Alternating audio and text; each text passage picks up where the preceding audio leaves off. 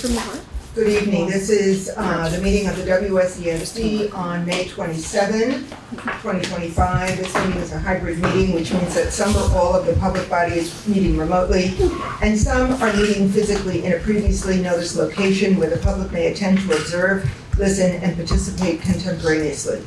Please note that while we will strive to provide means for those attending remotely to participate in the public comment period, there may be technical difficulties or reasons that otherwise prevent or interrupt remote public participation.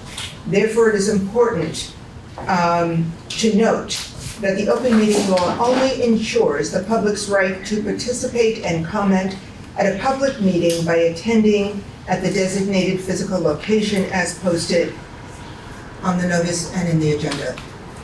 If we lose contact with you, please let us know. But if we are unable to resolve the technical difficulties, this meeting will continue as posted.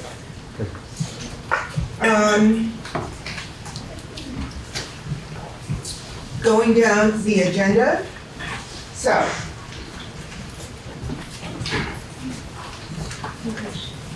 So there are benches along the windowsills in the back. Thank you. All right. If appropriate, all agenda items are subject to potential action. If any board member feels that an item on the consent agenda warrants discussion, that item will be removed from the consent agenda and will be set aside for discussion. In this way, the consent agenda will be approved in one motion. That request should be made now, or certainly before the vote on the consent agenda. We are now up to student matters. If there are any students who would like to speak, now is your time. Thea, you have the floor. Would you state your name and your town, please? My name's Thea. I'm the student representative, and I'm from Putney. Last board meeting, I know there was a discussion on Aaron's Law. I had to leave a little bit early, so I didn't get to say anything, but I think that it's important to have a student perspective. So I prepared a brief statement that I'd like to read for you all. As a student at VSBA, I think that it's always important to reflect on the way that we interpret and strive to meet the guidelines that Aaron's Law mandates. As a senior who will be graduating in a month, I feel prepared to speak on the importance of this education and the ways in which this district meets and fails to meet these benchmarks. While we do have a health class, the content we learn about relationships and sexual health is cursory, and the amount of time we spend learning about sexual violence was less than a single class period. Given that Child Protective Services finds concrete evidence of sexual violence towards a child every 9 minutes nationwide, and that 36% of Vermont's female high school students have experienced unwanted sexual contact, I believe that it's incumbent upon all of us to hone our sexual assault prevention skills and pass them on to our students. Alongside many other requirements, Aaron's Law mandates that our schools educate their students on how to, quote, recognize sexually offending behaviors, sexual abuse, and sexual violence, how to find available school and community resources, how to develop and maintain effective communication with trusted adults, and how to promote healthy and respectful relationships. I went to middle school outside of this district, and in my health class we learned legal definitions and state laws, resources in the community, and strategies for protecting each other from harassment and abuse. Speaking from my personal experience with health class at VSBA and information from conversations that I've had with my peers, I can confidently say that I don't believe we are adequately providing this education at the high school level. Most students at VSBA don't have a comprehensive understanding of the more subtle warning signs of abusive relationships, the ability to identify when interactions with adults become inappropriate, or knowledge of what to do if they find themselves in these situations. Even I, who have been very involved in the school community, am not completely clear on the resources available to students or the process for reporting misconduct. We do a really great job of educating students on the blatant signs of abuse, but it isn't just physical and sexual violence, control, and extreme manipulation. There are many other more subtle behaviors that I see in student relationships as I walk down the hallway every day. Even students who can identify blatant abuse and harassment often struggle to see more subtle grooming or other inappropriate behaviors. Our job is to prepare students for the world, and sexual harassment and sexual abuse are unfortunately a large part of our society. Whether our students go into the workforce or attend college, nearly all of them will find themselves in a position in which they are uncomfortable, harassed, or even face direct violence. More than 1 in 4 women in college have experienced sexual assault through violent force, and this is just the number of assaults that have been reported. Students have to be prepared for the world that they are entering, and they have to be protected from the world that they are already a part of. Just the other day, I overheard a group of freshman girls having the exact same conversation about a staff member's impropriety that I remember my class having when I was a freshman.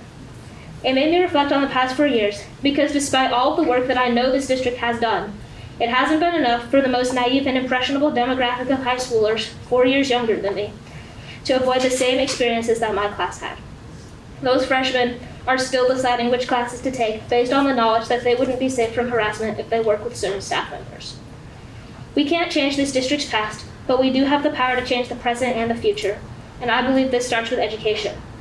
Let's not lose the momentum we've had in addressing these issues over the past few years. We have to make sure that we are giving students the knowledge that they need to protect themselves and their friends, and that they actually know what to do when they find themselves in these type of situations, which are unfortunately proven to happen much more than I know any of us want to be true. Thank you guys for listening. Thank you. Thank you. Just a point of clarification. Tim? Aaron's Law, for those of you new to the district, is known as Act 1 in Vermont, and it requires mandatory sexual assault prevention training annually for staff and students. Thank you. Any other student voices during this period? Would you please state your name and your town? I'm Lava Eager, and I'm a student rep from Brattleboro. I wanted to thank the board because I'm guessing this is the last board meeting. I think so. And for that, I wanted to thank the board because I really enjoyed being a part of this community, and I'm very happy that I got to know Deborah and Tim and many others. And so this has been a great opportunity. And last year has been hard for me and it's been challenging. But I'm very grateful that I applied for this opportunity and I learned so much. And I'm very glad that I took this decision. So thank you so much for giving me this opportunity. Thank you. Thank you. Thank you. Any other student voices at this time? I'm looking online.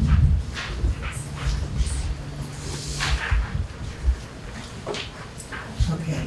I was going to hold off and do this a little bit later, but I'd like to acknowledge both Thea and Liba for their willingness to be part of this year's work on the board, the hard work, blood, sweat, and tears, and good times. It has been a pleasure to work with both of you, and we wish you well. We would like to give you certificates for your work, but this is just a drop in the bucket in terms of how we feel. Thank you. Tim, I don't know if you want to say anything? Thank you. Just one of the joys of being on this board is working with our student representatives and the Student Advisory Committee. Every year, this is the third year that we've completed having student reps and the board. First of all, the data nationwide is pretty clear that boards are more effective when they have student input. And we don't just have student input, but we have student input from students who are remarkable. They're smart, they're dedicated, and they're just really nice people, which makes it such a joy to know them, to work with them. And Lida, Thea, you are just some of the best people I've met. So, from my heart, thank you. You've made me a better board member, and I think you've helped the board be a better board. And you've helped your communities immensely. You're the best. Thank you. Thank you.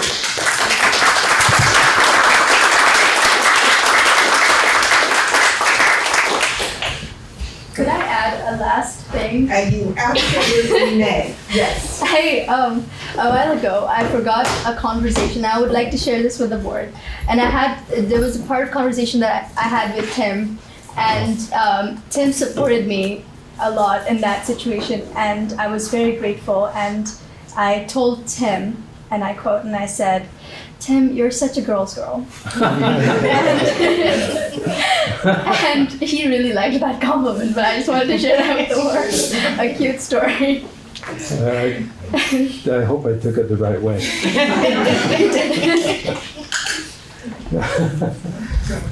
Okay, once again, are there, Thea, yes. Can I also add, I've been on the student advisory committee since I was a sophomore, so I've been working with you all for 2 years.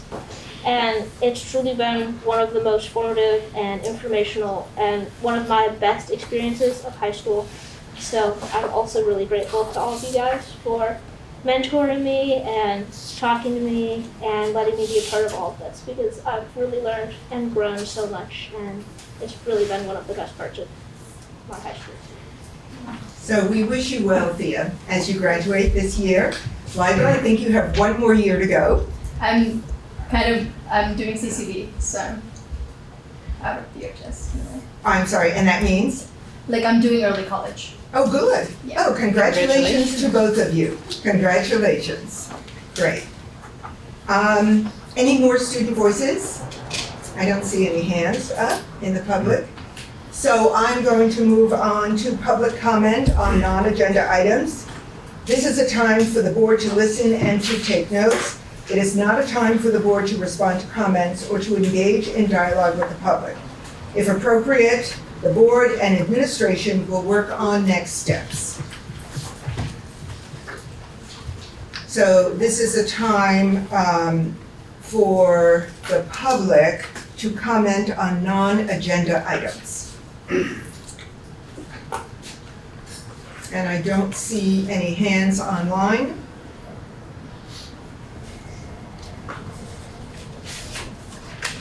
All right, I'm moving on. We are moving on, just a little bit out of order, but certainly on the agenda in this way, to enable middle school students from the Brattleboro Area Youth Council to take a few minutes to share some of their thoughts. We're doing it out of order to accommodate their evening so that they can leave and get some homework done, have some dinner. All right, so this is your space. All right. Where do they stand, may I ask? If they're I'm sorry, Where should they stand? anywhere you would like, this is fine. But if you would introduce what the concept is and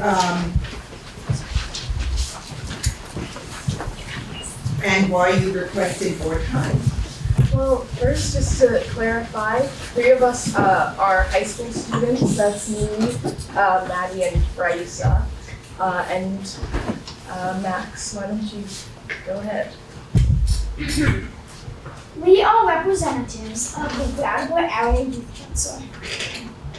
Those of us speaking today are either current or former members of the WSESD Middle School Asset Councils. Our names are Max Nessel, Declan Sullivan, Elise to maple salad.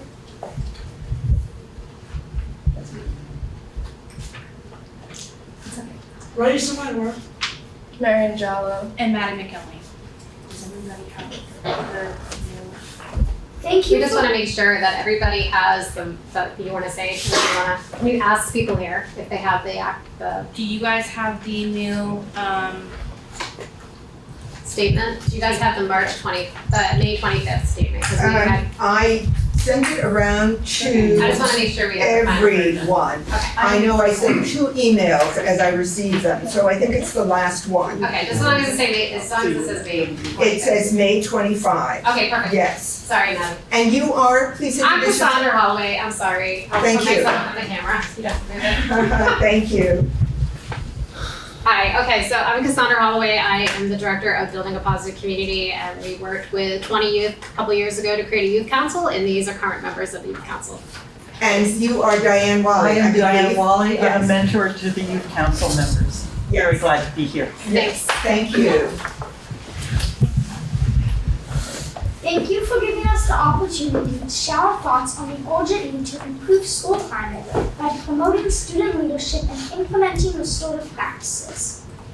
We are here to bring forward the important and timely voices of our students participating in school leadership teams, also known as asset councils.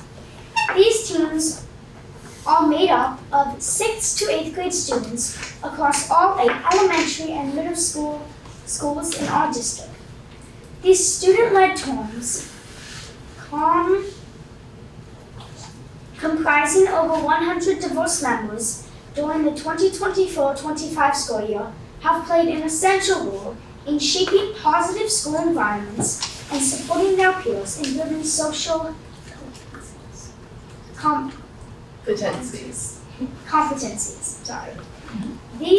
Through these councils, students not only promote pro-social behaviors, but also gain the confidence to educate and support others, peers and younger students alike. Their efforts have built a network of youth leadership that serves as a cornerstone for equity, inclusion, and mutual respect in our schools. Our school leadership team members are trusted partners with administrators and staff, helping to foster inclusive and respectful school cultures. However, at the March 11, 2025 middle school leadership training, students expressed serious concerns about rising incidents of bullying and harassment. Their feedback echoes urgent themes found in the 2023 Youth Risk Behavior Survey, which highlights troubling trends in our district. The survey found that out of WSESD middle school students, 56% reported ever being bullied on school grounds, statistically higher than 47% statewide. 27% reported being bullied in the past 30 days, which was the same as statewide. 38% experienced electronic bullying ever, statistically higher than the 30% statewide. 15% skipped school due to safety concerns in the past 30 days, which is statistically higher than 10% statewide. 13% reported bullying others in the past 30 days versus 12% statewide. BUHS students reported similarly elevated concerns.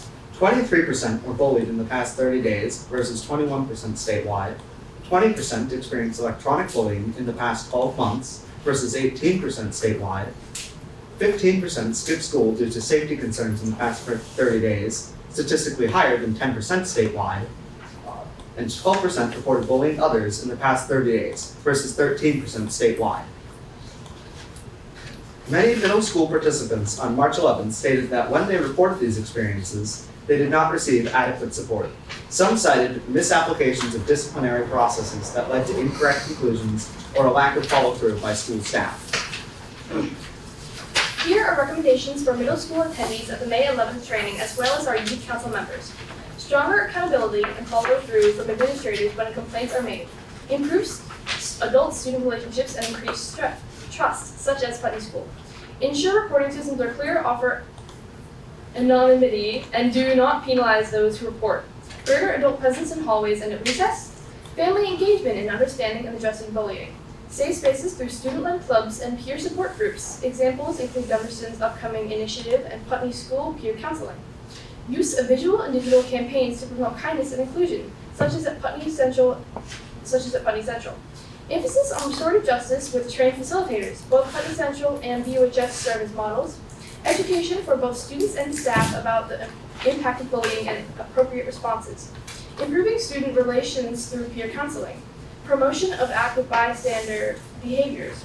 Deeper understanding of policies and students' rights, working towards district-wide days to focus on issue. Examples include BUHS Justice Day and the Diversity, Equity, Inclusion, Justice, and Belonging Day at Putney School.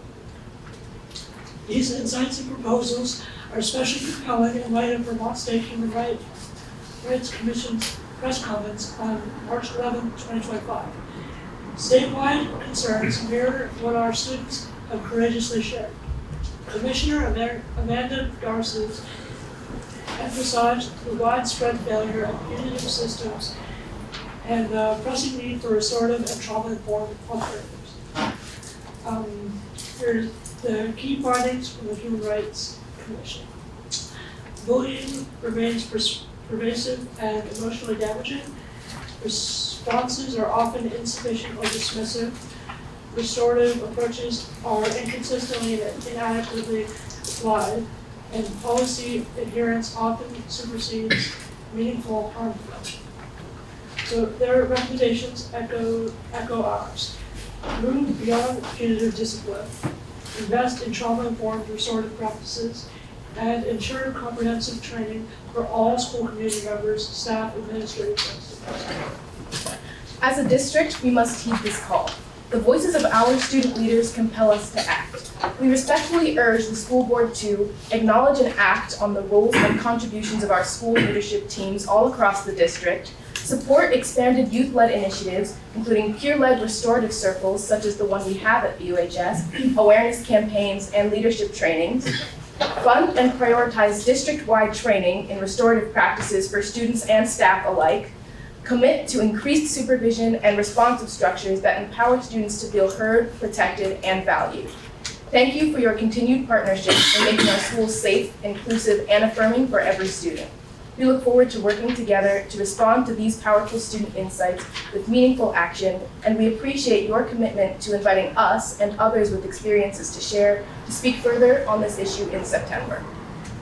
This formal statement has been signed by the 6 of us, as well as following members of the Brattleboro Area Youth Council: Alex Aker, Maeve Ball, Owen Berlin, Lizzie Elkins, Remy Fled, Kyle Francis, AJ Lane, Zena Madron, Root Rosenberg, Jamel Smith, Leo Storm, and Connor Fernois. Thank you. Thank you very much. Thank you. I feel as if we have a major theme this evening in terms of student voices. Thank you. I invite comment right now, if there is any. I think it's something we need to think about. We need to go over this statement very carefully. And we are certainly very concerned about what we refer to as HHB, harassment, hazing, and bullying. Tim Maciel. First, I want to thank all the students. And your timing is very good because right now the district is in the midst of establishing goals for the coming year. And the board is involved in establishing our own goals too. So we'll certainly take what you said into serious consideration. A question, you have 6 representatives here. How many youth council members are there in the district? There's currently 18, and we have 2 new members starting. They're coming to our retreat in June, starting officially in September, and they're both from Duxton. So we have every town represented and every school represented in the school district. Okay, and in emails to me, you stated that you would like to return Yes. in the fall. Yes. All right. There were about 65 youth that attended the middle school leadership training we did on March 11th, and out of that, over 20 signed up to want to be involved in whatever moves forward. So our youth council will be discussing that at the retreat and determining how they want to incorporate the other youth, and some of those youth had stories at that training, so there may be others. So we want to make sure that we have time to hear from the young people and their experiences and their thoughts also and recommendations. But I think the main theme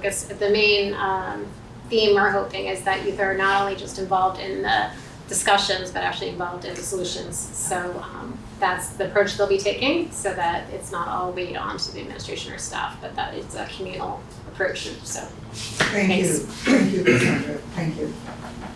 Well, we look forward to hearing more from you in the fall, and please keep me posted as chair, and I will pass along the information to the entire board.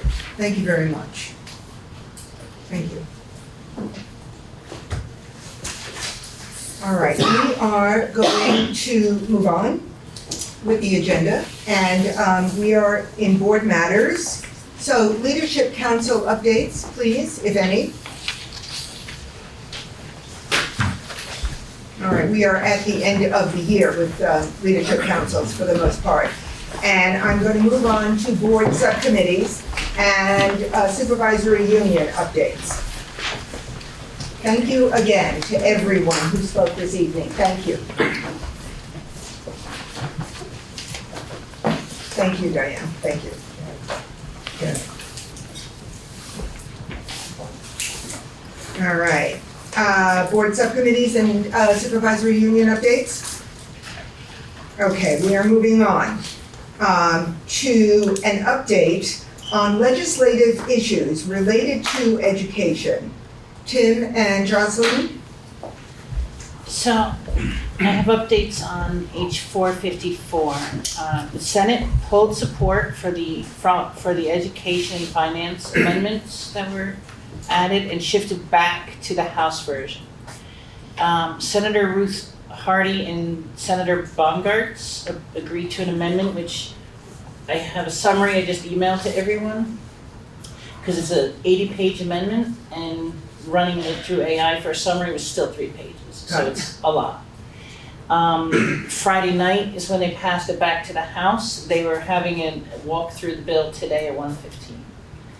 So I think you were saying you have an update from beyond just that. Hours ago, the Senate finished their work and they gave it to the conference committee, which is made up of 3 representatives from the Senate, 3 from the House.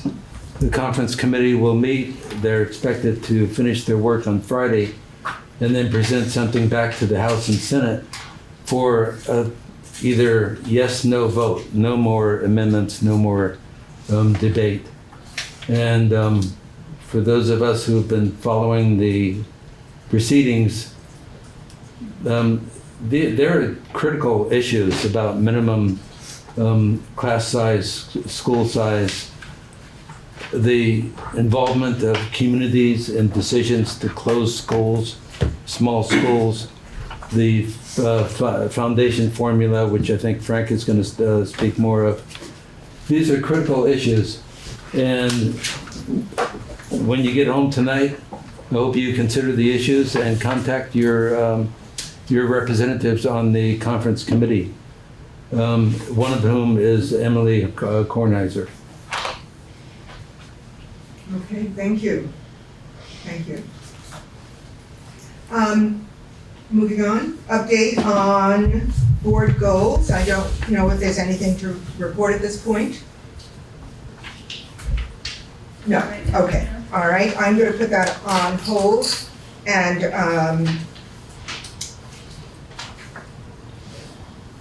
okay.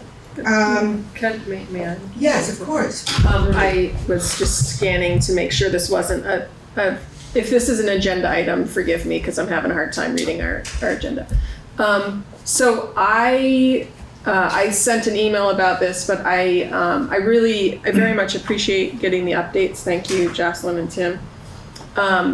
And I think that there's still a lot moving around and swirling around, but we did have a community engagement forum in the fall. On February 24, I believe. In the winter. I'm wondering if we can hold this until the end of board matters, when we talk about the July schedule. Okay. Yep, as long as it comes up. It's there. Yep. We're talking about community engagement. Yep. Yeah, it's there. And I thought it was appropriate. Perfect. As we look at the future. Okay. Near future. Sounds yes. Good. Okay, great. No, it's fiscal.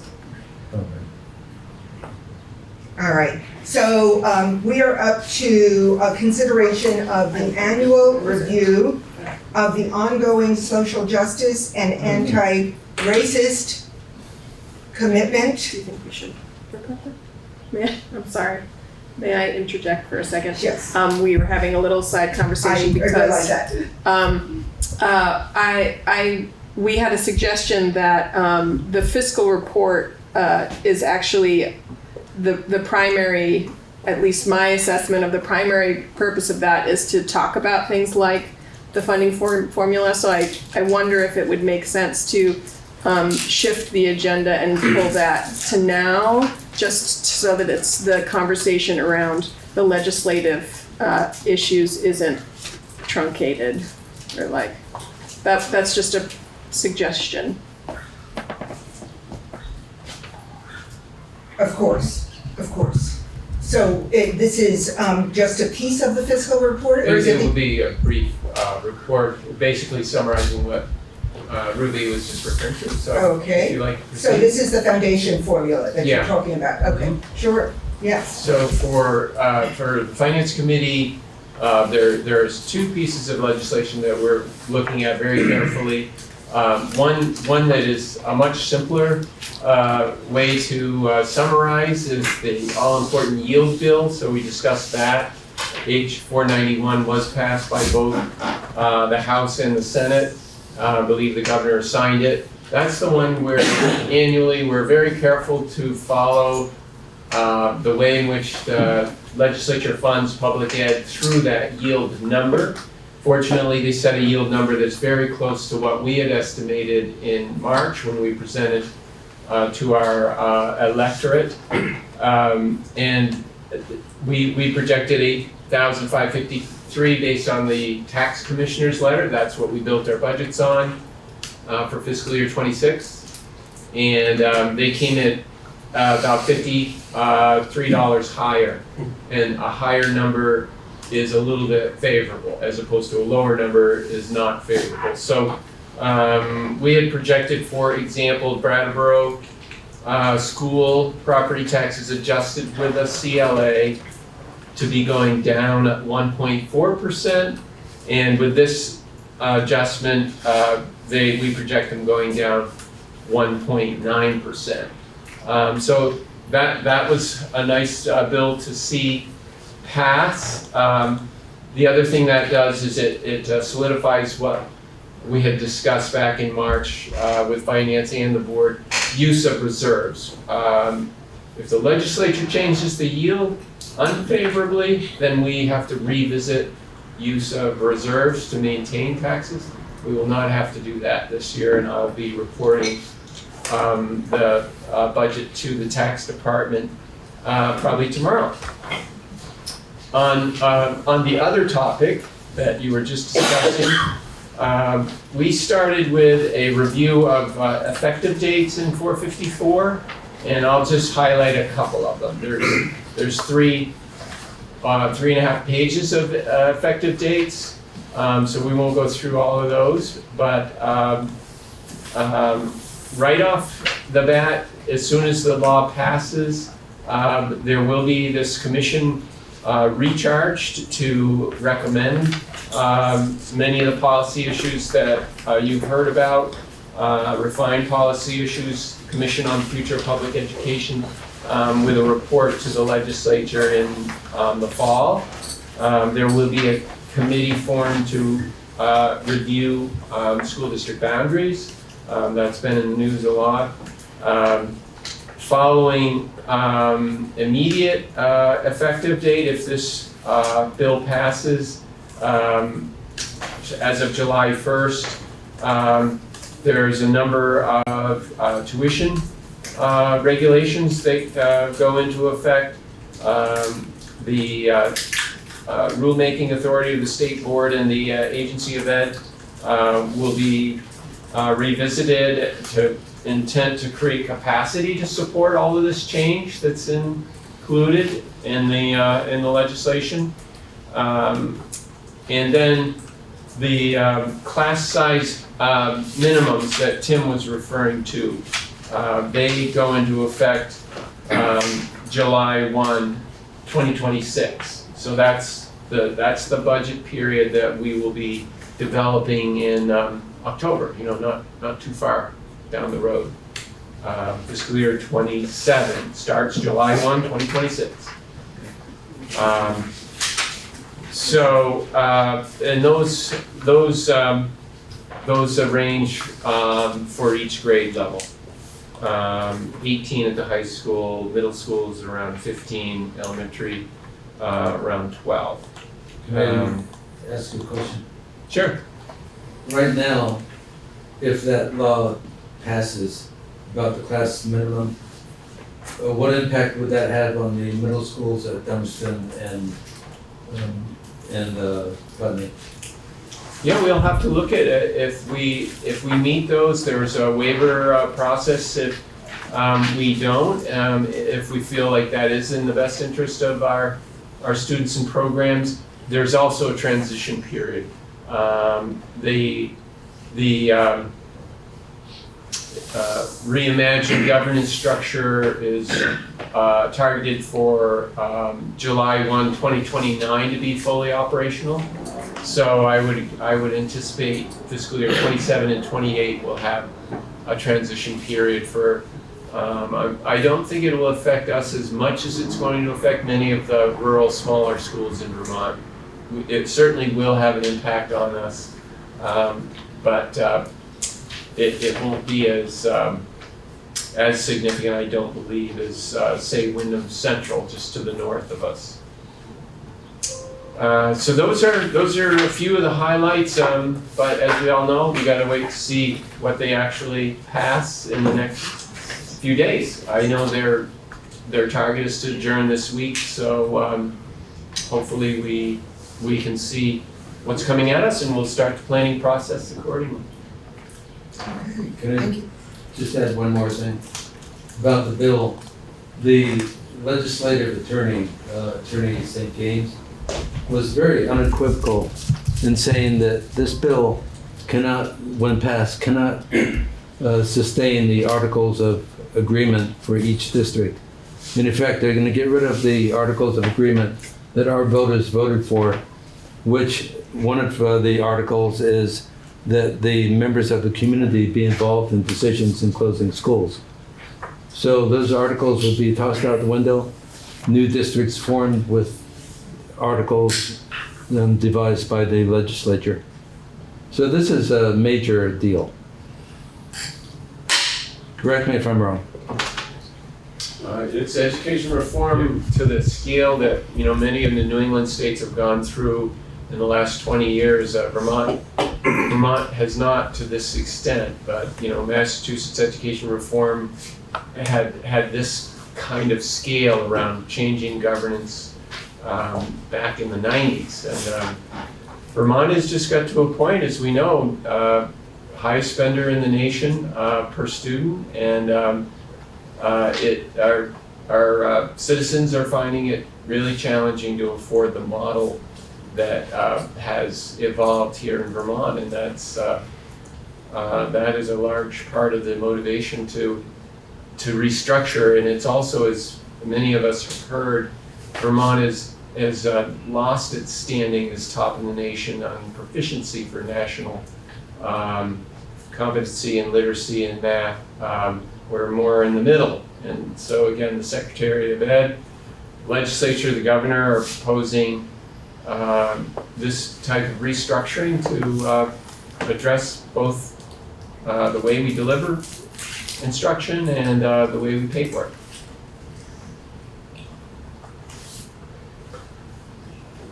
Any other comment? Tim? This is one final comment. It's been said many times, but it's true. Many of us feel that the legislature is not addressing the key cost driver in increasing costs, and that's health care. There's been no evidence, there's been counter evidence by people like Dr. Jeannie Albert, math professor at Middlebury, who shows that consolidation does not save money. It puts kids on buses for longer periods of time, but it doesn't save money. What would save money is really addressing the cost factors like health insurance. I think the other conversation that is part of that is the statistic that it's in the state data agency of Ed website if folks care to drill into some of the details, but it's the larger cost. Healthcare is definitely a significant cost, and it's grown so much faster than inflation. But it's the student to staff ratio in Vermont. We're less than 4 students per adult on average in Vermont, and that is by far the lowest in the nation, lowest utilization of staff on a relative scale. And so when we have a substantial investment in staff, and the state has abided by this cost per student model. Those things don't go together when you structure yourselves as the fewest kids with adults working with those kids in the nation, and then commit to a cost per student formula for taxation that they are adamantly opposed. So that's all part of this class size legislation and governance restructuring.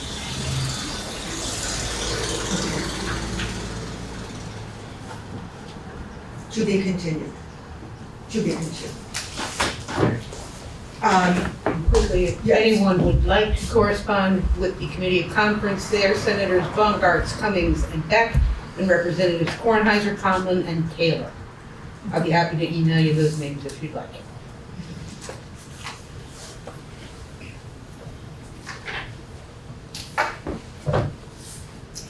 Okay. I am going to return to the ordering on the agenda, and we were going to look at the ongoing social justice and anti-racist commitment, the statement that's on the website. Matt Shibley, Jocelyn Fritz, and Mikaela Sims, who is Director of Diversity in this district, took a look at this statement. And this was emailed, it's attached to the agenda. I'm assuming, in terms of the color coding, can you just explain that briefly? The yellow and the blue? So the color coding, the blue, yellow is things that we've done, and the blue are considerations. I don't know what the purple is. I just have yellow and blue. Oh, my, that's one is purple. Oh, I see purple at the very end. Purple at the very end. Yeah. Those were my additions. Oh, Those okay, are your okay. additions. Okay, great. Okay.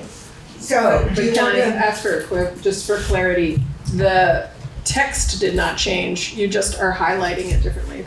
So what we added was, so we didn't change the text except for the intro before the line.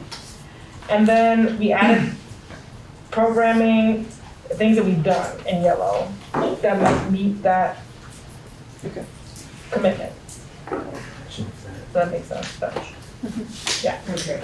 And what the statement, of course, commits to is that this kind of work will be done annually. So that's what we see in front of us right now.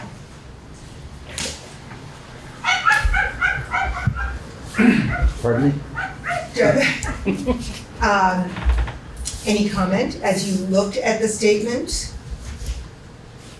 Brian Reamer. Thank you. I have several places where some of them I don't understand why they're there, and there's some terms that I'm not familiar with that I'd like clarity on. So in the introduction, there are 3 bullet points. The middle one says we are committed to centering equity. Centering equity is a term I'm not familiar with. I'm hoping somebody can explain what that is. Often equity is a sidebar, and so it's separated from the work that we do. So like now is the time that we do social justice work. Now is the time when we're going to do this read aloud. And so the idea is that we're committed to centering it in everything that we do, and so that it cannot be teased out from what we do day to day. So it's the idea that it is the center of what we are doing. Yes. Okay. Good. Can I ask a couple of other things? Keep on going. So right under that, there's a line separating, and then there are references there to COVID pandemic. Yep. And I'm not clear, because I wasn't involved in when this was written, why the references to COVID are there, or should they still be there? And then following that, the last sentence on that page is unclear to me, because it seems to be a sentence fragment rather than. Which last sentence? Is that the purple one? No, it says including, I'm still on the first page. So it says, although this COVID pandemic requires that Yeah. we take measured steps to ensure everyone's safety, we view that social justice and anti-racist actions Yep. must also be taken with the same intensity and rigor. I'll be specific, what confuses me is beginning with the word although makes it kind of sets it up for something else in opposition to that. And I don't mean to be wordsmithing, I just am trying to understand the intention of the meaning there. I mean, I think that we can go back through that, but I think what was important, I think, is that I know that those of us in this room may not always be there, and this is what it was in 2020. And so to go back and change and wordsmith that, I feel like also starts to erase the historical memory. And so this is a snapshot of what was happening in 2020, and like, yes, it might be a fragment, maybe there needs to be a colon or a semicolon there. But the reality is that we're juxtaposing safety and equity.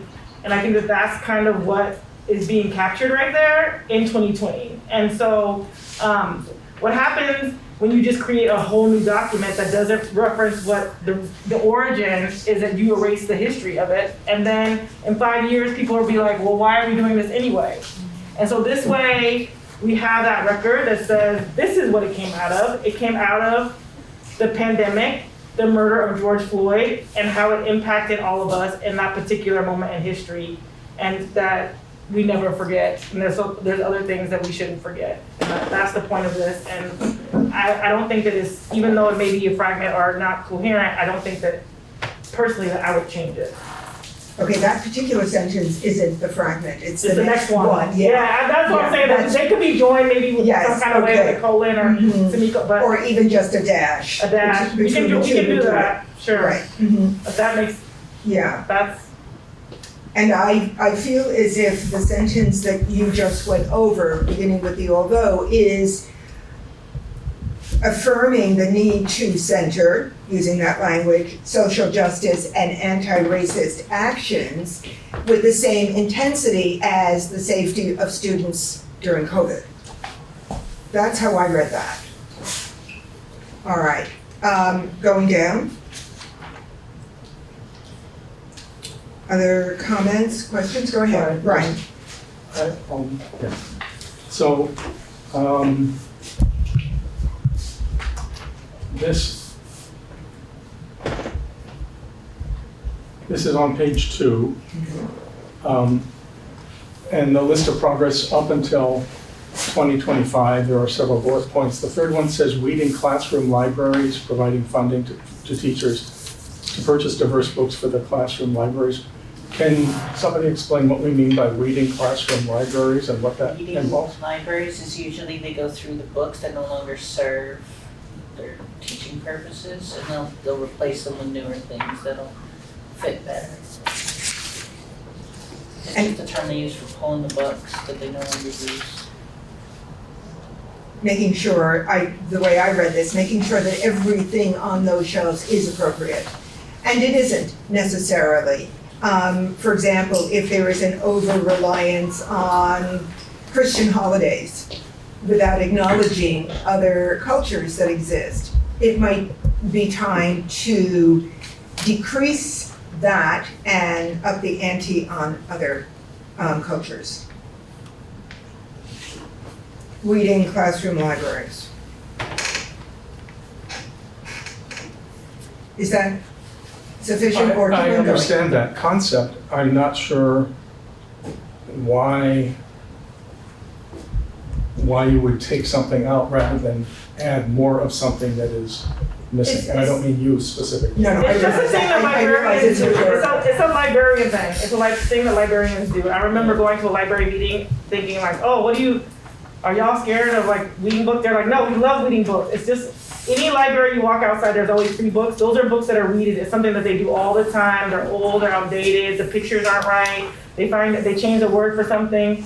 It's just a normal part of the process. Just like, they use the word weeding because it's just like in the garden. You just pull it up and keep it moving. It's just a typical thing that happens in libraries. It's not unique to this situation. It happens all the time.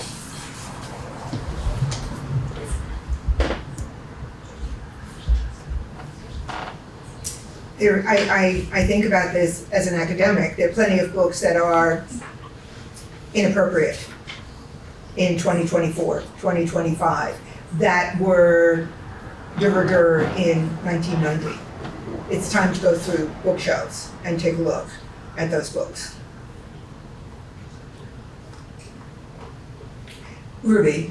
I have two questions, but I also appreciate the inquiry in part because I do think that there are other parts of the country where reading goes a very different way. And so I do think that it can signify different things for different communities and people, so that's something to just be aware of.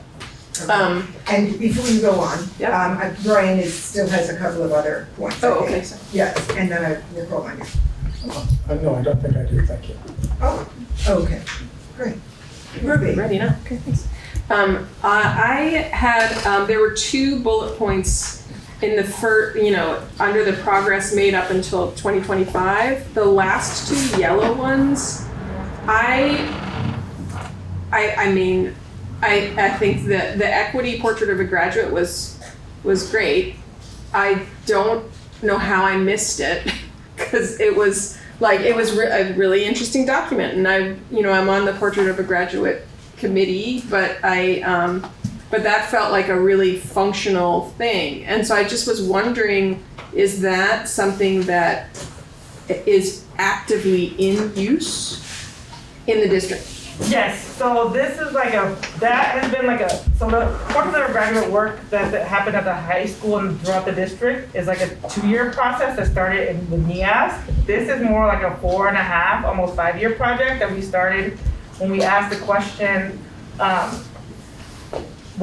do we shift our language around race? Mm-hmm. And so then we said it was too late to start talking about race in a way that centers equity in a high school. We have to talk about it starting when children are young. And so that's how this started. And so we started with really kind of opt-in professional development. So there was a crew of us that were really interested who kind of started it. Mm-hmm. Since then, the last 2 years during grade level meetings, it's been the topic of conversation with teachers, thinking about how does it come up in the curriculum, how can we think about using a more varied vocabulary around race in order to decrease by use of binary language, and that allows students to really analyze and understand that race is a social, economic construct and not a biological one, which depending on your education, it becomes hard to understand. So using words really young, like traits and phenotype, in order to structure that reality, so that it's easier to understand. Thank you. And I think the next bullet point to me feels like maybe it's not an extension of it, but I would love to hear what district-wide social justice standards, what achievements and what we've done, how that's registered. We've kind of stuck with the same ones. We took the ones, now there's like IRIS standards, which is something that we can talk about next year, but that are based in Vermont. But initially what we did was we looked at the Learning for Justice standards that came out of the Southern Poverty Law Center, and we took from there things for each grade band that can kind of support the social emotional learning and equity-based learning in the classroom. So they're posted usually in the schools, if you're in the schools, in some classrooms and sometimes in some offices that are there. And so that's the origin of that. Okay, thank you. Sure.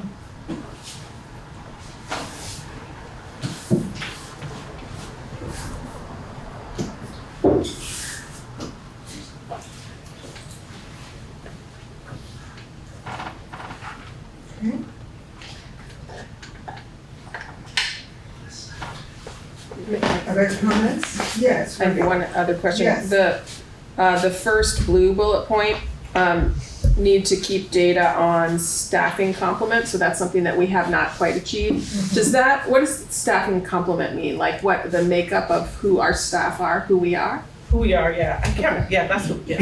Yeah. And that's something that we've talked about at a board level around. Panorama has a variety of different tools that we have not utilized, and I feel like that might be a helpful thing at some point to understand, you know, where are, you know, if that's something we have yet to achieve, when are we going to get there? I would think it's also part of exit interviews as well. Because part of staffing complement is retention of staff. Yeah, I think that it's a little more than just exit interviews. I think because it's really wanting to know who we, who we are. Just adding that. Yeah, yes, it's true. I was not taking away, that was an addition, yes. Okay. Stop, that is. Yes, Lyra. I had a question on, like, are we including members who, like, the people who are like, faculty? Teachers as well as paraprofessionals. Are we including faculty staff members in it? Mm-hmm. Yes. So I had a comment to make on that. I have realized that most of the faculty members, like the people who help run, right? I like there's so much new people like that, you know, like you see a new faculty member and you don't even know their name unless you go up to them and ask them. And I feel like at this point I don't even know like one name. Like 2 years ago I knew at least 3 who I could go up to and be like, hey Amy, you know, but now I feel like there have been so many like changes and you don't get, or I don't know if you do get, but like there's no information about how you get to them unless you just like, you know what I mean? Like they're changed and you don't get an notification of them being changed, you know? So it would be great if students got some sort of information that there's a new faculty member and this is that person. So to build that, I feel like that could be like a little form of connection between the staff and the students to give that little piece of information to the students. It's all about building community. Yes, and it's communication. Right. It's like bridging the gap between staff and students. So that could be like, we are telling you that we are making this big change in the school and these people are for your safety, but you should know these people. Because most of the times kids don't look at Power School to know who, like, you know, and if faculty members are for kids and the kids don't know who they are, it's kind of useless. Yes, okay, excellent point. And that's something that every administrator should be aware of at every site. Yes. Matt? Yeah, certainly in no way to limit conversation on this topic, but if it's appropriate, I'd like to make a motion that the board adopt the ongoing social justice and anti-racist comment update of 2025. Seconded. All right, discussion. And by, I just would like some clarification. Adopting the statement 2025, is that including the yellow and the blue as well, as part of the statement? And the purple. And the purple. Okay.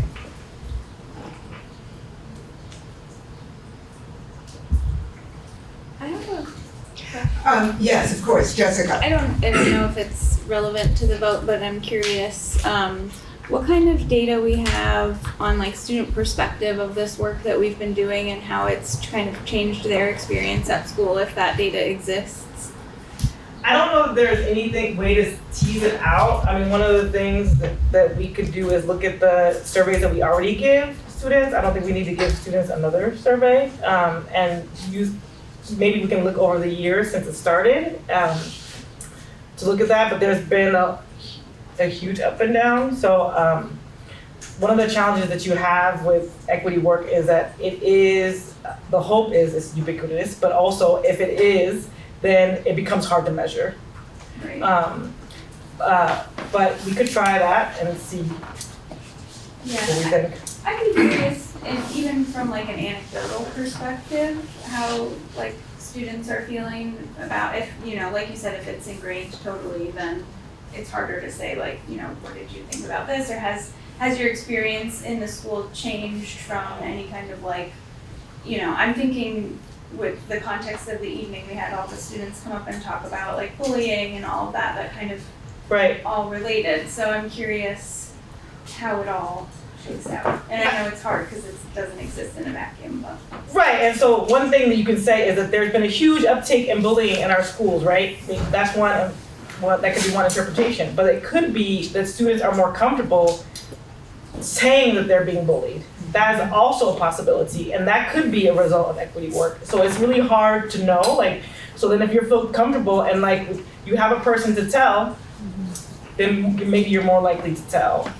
So when incidents go up, it's like, are there more or are people saying? Are there people talking when they used to like sweep it under the rug? Yeah. So it's hard to know. I would say in my work directly with students, which is mostly in this building, that there are untold consequences. One of the things I take students to is to colleges. And mostly it's exposure. Like my thing is like, let's go, let's expose. And this is gonna sound kind of silly, but my thought is not like I want each kid to consider these colleges. It's just like, let's go to schools. But a lot of students are starting to consider the colleges that we visit and think of them as alternatives. And a lot of students, a teacher stopped me the other day and said, this student was never talking about higher ed. And now they're talking about and making plans to go to higher ed. So there are anecdotal things that have happened since the implementation 5 years ago that come from having a budget and being able to expose students more systematically and in an ongoing way to the world that we live in. And I wonder if, in relationship to what you're raising, some of the panorama questions, to what extent does a student feel safe or belong or feel that there is an adult that they can approach if they did have a problem, to feel safe doing that? So it may overlap. Sure. And the only other thing I want to say, one of the blue bullet points is something I've been thinking of a lot since this isn't in the media as much, like as it was in 2020, is how do we have that sense of urgency that we had, and, you know, people were out in the streets like shutting down highways. We don't really see that, at least we don't see it on the news as much anymore. And so I'm also thinking about that, and I don't know what the answer is, but I just want to say thank you for the work that you're doing.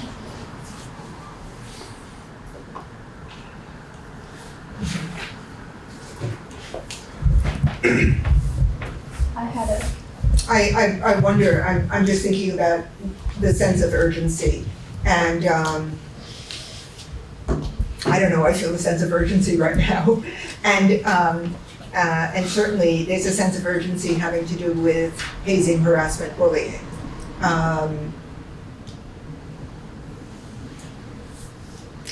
Yes, Liva. Sorry.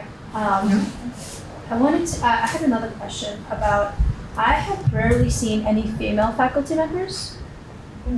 Most of them are men, and I see like freshmen, and they like talk to many of those faculty members, and I was thinking, if there was a possibility of having women, like at least one faculty member, it would be that there would be more trust.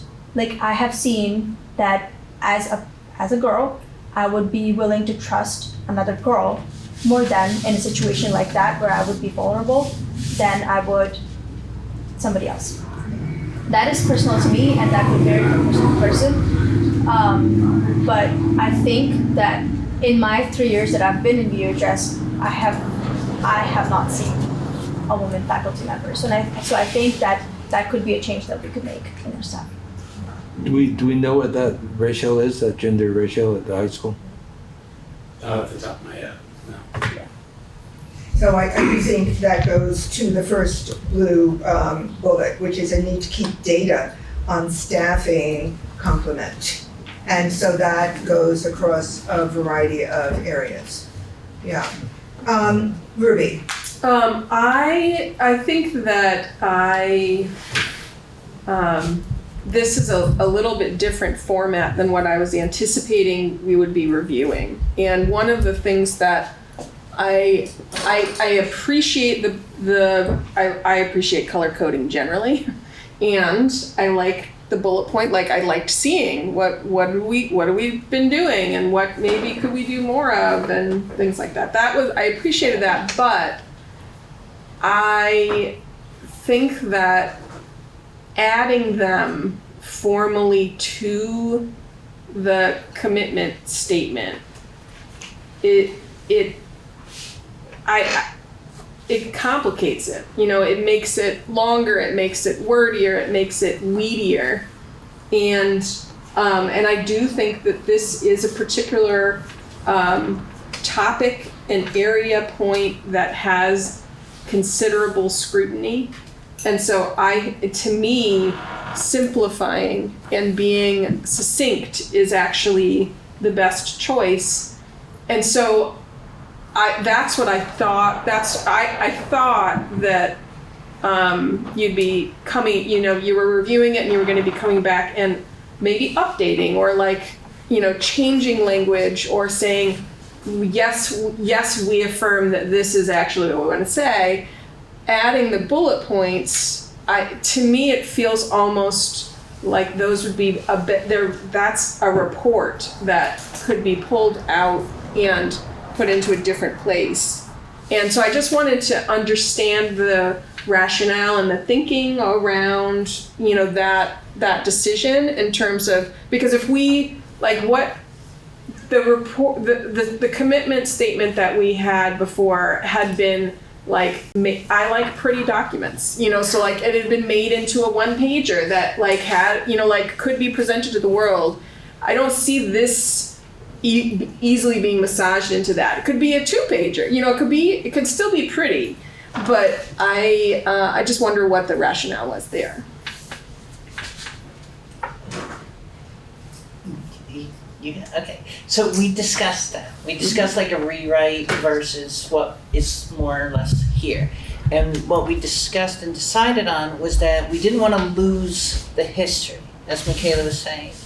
And so we added to it to see and to track our growth and work that's been accomplished and still have yet to do. And so that we don't get complacent. And that goes to the urgency part, that if you get complacent, then we have a document. We don't need to do the work, right? But we do need to do the work, not just have a document. So this is kind of like a living, breathing thing. I appreciate what you're saying, Jocelyn. Thank you. And the last bullet in this document, I think is the mandate for the work that was done on a very systematic way. It says, hold ourselves accountable to at least annually taking an organizational inventory of how well we are doing in terms of meeting the above commitments and then taking corrective action as required. So it's very much referring to the document. And that's where I feel the mandate is coming from that last statement. So, I think your point is well taken. I think it does extend the document. For my taste, it makes it very interesting. And it makes it a living and breathing document that the district is looking at carefully and saying, oh, okay, we're doing this and this and this, but we're not doing enough here. That's how I'm reading this. And because I don't think that this kind of a statement, at least for me, can be abbreviated. I don't think it can be made pretty. And the fact that it goes on longer than one page is is okay, and the way it's spaced out, I can actually read it very clearly. Jocelyn? I think that it goes to the title, right? It's ongoing. Yeah. I think that that's part of it. It's gonna change as we go on. We see new things that maybe we didn't see before that need to be addressed. So that's it's gonna change, it's gonna grow. Part of the ongoing. Yeah, thank you. I do think that helps me better understand the last bullet on this document, the purple, which I have a margin note about, where it says utilize the Social Justice Committee and Central Office to develop a process by which we will take such inventory to be presented to administration and the board by the end of 2025. That is in effect in 6 months' time, to take another look at this document and say once again, how well are we doing? I still am not quite sure I understand the purple. To develop a process by which we will take such inventory. So I'm querying that. Matt? I can certainly speak to it. Thank you. When I read the hold ourselves accountable to at least annually taking an organizational inventory of how well we are doing in terms of meeting the above commitments, that organizational inventory could already be met through the presentations that we received, the board has received through administration, but perhaps it might not be. And I don't know that the committee is necessarily tasked with making that determination, but I think that the committee is tasked with making a recommendation to administration, to the board, around what would be an appropriate organizational inventory. We, from my estimation, have yet to be clear about that. So I saw that as a potential goal for this year. And that would mean looking at data having to do with staff complement? Potentially. Yes, because that would involve the central office. Yeah, we'd have to develop some sort of process for the Right. organizational inventory. Right, okay, thank you. Just this point, the student information.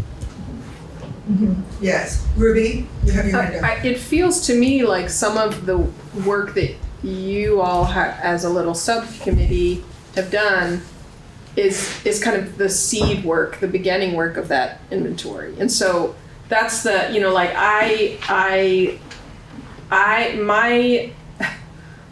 when I open this document and look at it, the added bullets, the history is there, but it doesn't make it easier for me. It doesn't make it more interesting for me. It makes it gets muddy for me. And because it's just too much to weed through.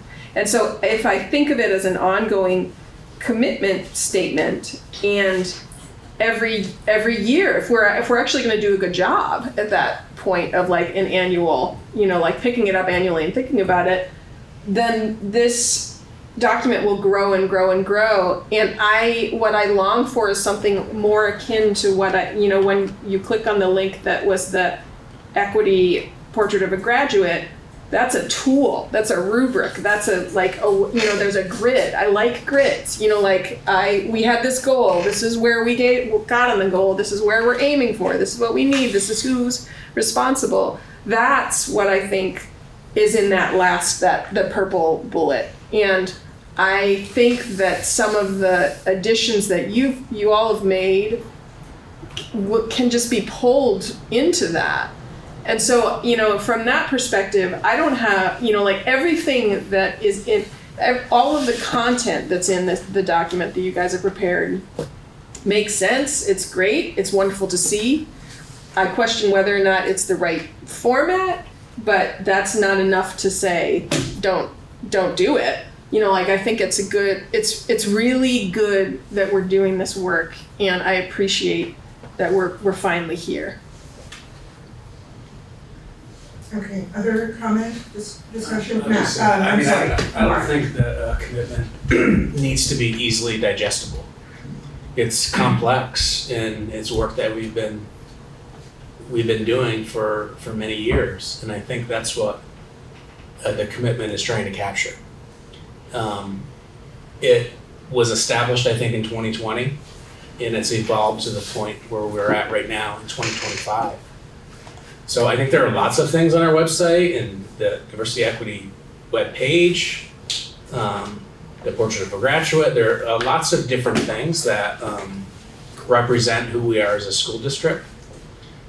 But I think the commitment, the same commitment that Mikaela and I have presented at every school in the school district, just represents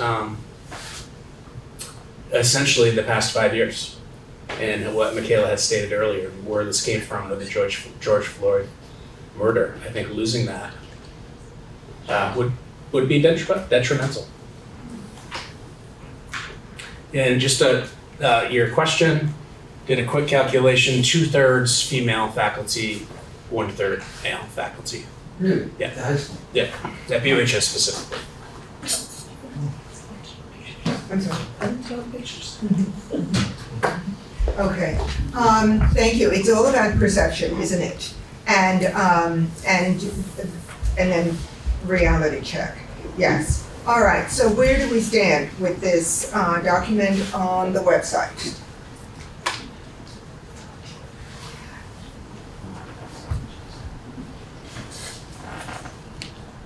What's the question? I'm sorry. I know we have a motion. I know. No, I know. I'm wondering, I was inviting more comment right now. And sorry, I wasn't clear. There is a motion. So, other comment in this discussion period on the motion? All right. Should we take a vote? What is The motion. We're gonna hear it one more time. Yes, we are gonna hear it. Okay. Matt? That the board adopt the ongoing social justice and anti-racist commitment update of 2025.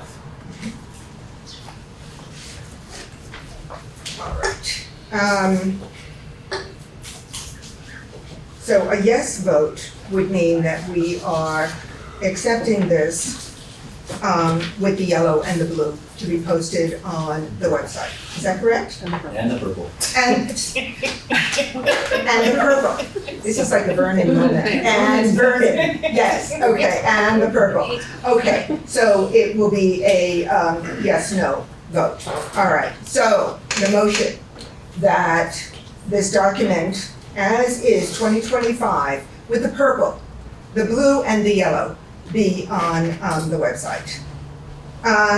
I'm going down in alphabetical order. Ann Beekman. Aye. Jessica. Aye. Jocelyn. Aye. Tim. Aye. Ruby. Aye. Kim. Aye. Brian. Aye. Colleen. Aye. Matt. Aye. Deborah. Aye. Okay. I don't know why I thought this would be a roll call vote. I have no idea. All right, that passed unanimously. This statement will be on the website, and it'll give us a chance to look at it on the website, and we are coming back to this certainly by January 1, 2026. Okay. Ruby. I just wanted to request that there be a legend or a color code explanation somewhere. Thank you very much. Thank you. Thank you. And the blue, one more statement about this. The blue is very hard to read when it's printed out. It's hard to see the black lettering on it. Okay. So maybe a lighter blue or something like that. So I leave it in whose hands? Who is going to work on this? All right. Thank you. The committee. The committee will work on this and get it posted on the website. Thank you very, very much for your hard work in doing this. Liga. I would like to make a correction in my asking for the statistic. I was referring to the safety staff in particular when I was talking about faculty, because that's the staff that I see on in the hallways with, so I was referring to that staff in particular to see, because I rarely see female safety staff members. Got it. All right, thank you for that clarification, very, very helpful. Thank you. I'm going to suggest it's 7:21. I would like to take a break until 7:30 and resume. So we'll come back to board matters. Have we, just for clarification, have we heard the entire fiscal report this evening? Yeah. We have, thank you very much, Frank. Thank you. Okay, all right, we're taking a stretch break at this point. All right, thank you very much. We have returned from our stretch break, and we are up to letter F, the review of our annual commitment to the VSBA. And as per the request of the board at the last meeting, Ann and I did speak with Sue Zaglaski on Friday morning. She gave us an hour of her time. Sue Zaglaski is the executive director of the Vermont School Board Association, the VSBA. And Sue included Flor Diaz-Smith in that Zoom call. And Flor Diaz-Smith is the president of the VSBA. I think she knew what our agenda was. And so, annual dues that we pay annually. I just said annual, didn't I? All right, it's not that late even. $12,150 annually. $12,150. If we do not renew our membership, I wanted to know whether we could use the VSBA in an a la carte manner and pay for services. So, if we do, so, webinars, superintendent search and evaluation, and model policies will not be available at all to non-members. Webinars, superintendent evaluation, and model policies, we would not have access to that at all. Other trainings and the annual conference will be double the cost, as if we had membership. And then, Ruby? Are you saying that those items could not even be purchased a la carte? That's what you're saying? That's what she said. That's what she said. They are not available to non-members. Webinars, anything having to do with the superintendent, and model policies. Okay. And then she said double the price for the annual conference in October, as well as any trainings that we might like to participate in. Do we have any idea how much the cost would be for 5 people to attend the conference?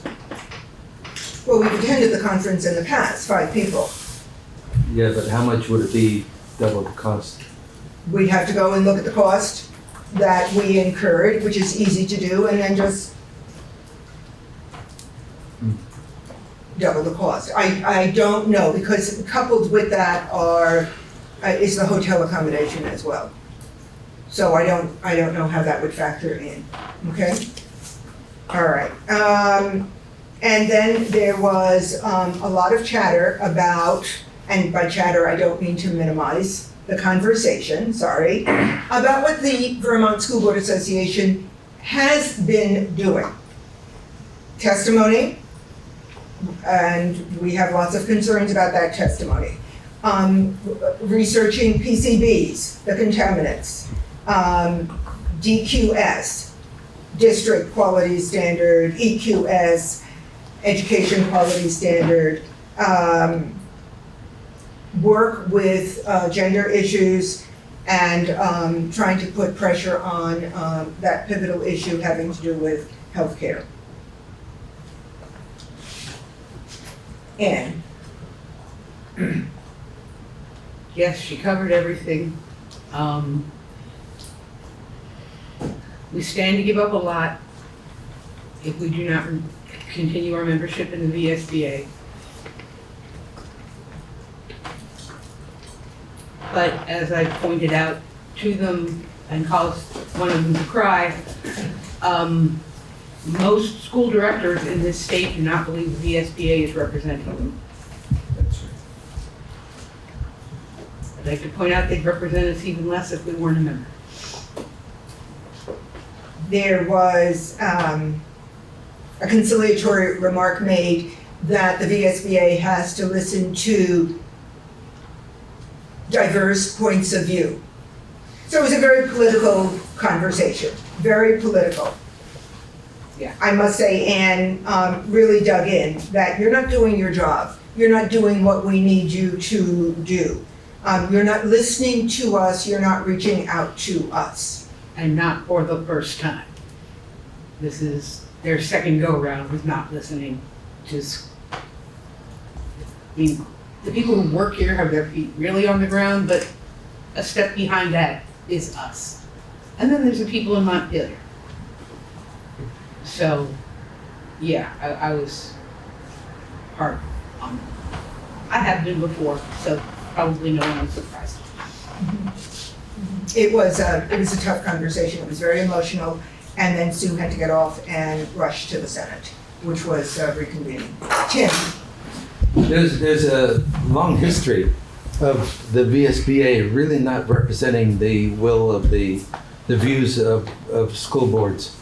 In 2021, when Governor Scott proposed increasing the health insurance premiums for teachers, which would in effect reduce the take-home pay for teachers, there are dozens of us, David Scholes and I joined them, dozens of teachers downtown protesting.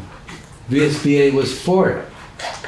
They were for reducing the take-home pay for teachers. More recently, it's clear, I'm sure you brought this up, Ann, that the debates over school district consolidation and closures, the VSBA either supported or remained neutral on proposed legislation that would centralize decision-making and threaten to disempower local boards and communities. This is key. We pay them to represent us in the legislature, and a major issue like local governance deciding on school closures, they were for disempowering districts. That enough would be enough for me to vote to not support their continued subscription. Okay. So, Brian Ringer. So, thank you. So, during your conversation, they listened. Did they make any proposals or ways that they might change? Did they suggest any changes they might make, or say anything to indicate to you that things would be different? They did not. They said they would listen. That's what they said last time, and the time before that, and the time before that. And what was the most recent time before the sentence that you think we as a board spoke to them? Well, there was the healthcare that Tim was talking about, but there was the entirety of Act 46. Yeah. And they literally, well, not literally, but quite close, they came quite close to calling us yokels who didn't know what we were talking about. So they're listening to people who don't know what they're talking about. And Governor Scott repeated that, let's leave the decisions to the people who are up here and getting paid. That is what he said just the other day. This district has left the VSBA in the past. We left them over Act 46, and we did not vote to rejoin them until 2 years later, I want to say. So this is leaving it would not be an unprecedented action, but we do give up a lot by doing so. Somehow I think they're getting a very stern message from districts across the state. So, Tim? If I may, this kind of leads into the next part. Yes, it certainly does. So, there are two things on the next, let me just introduce this, which it says consideration of a VSBA resolution, and then it says open letter to the VSBA. The resolution is something different from the open letter, and the resolution, unfortunately, was not attached to the agenda. So I have a copy of the resolution, and I'm distributing it to board members and student representatives. So the letter, if I can read it, was actually written by a teacher, I believe he's a teacher, Dave Martin, who's a member of the Rural Schools Community Okay, Alliance. so can I say, we're talking about the letter to Sue Siglowski, where it says, "Dear Sue, members from the supervisory union." No. This is 3 points in the letter. The resolution. Are you talking about the resolution? No. Let me say, this would be a letter to Sue Siglowski that says, Dear Sue Siglowski, number 1, the VSBA must actively and meaningfully solicit input from its member boards via surveys, public forums, or other inclusive processes before taking any position or testifying on education legislation.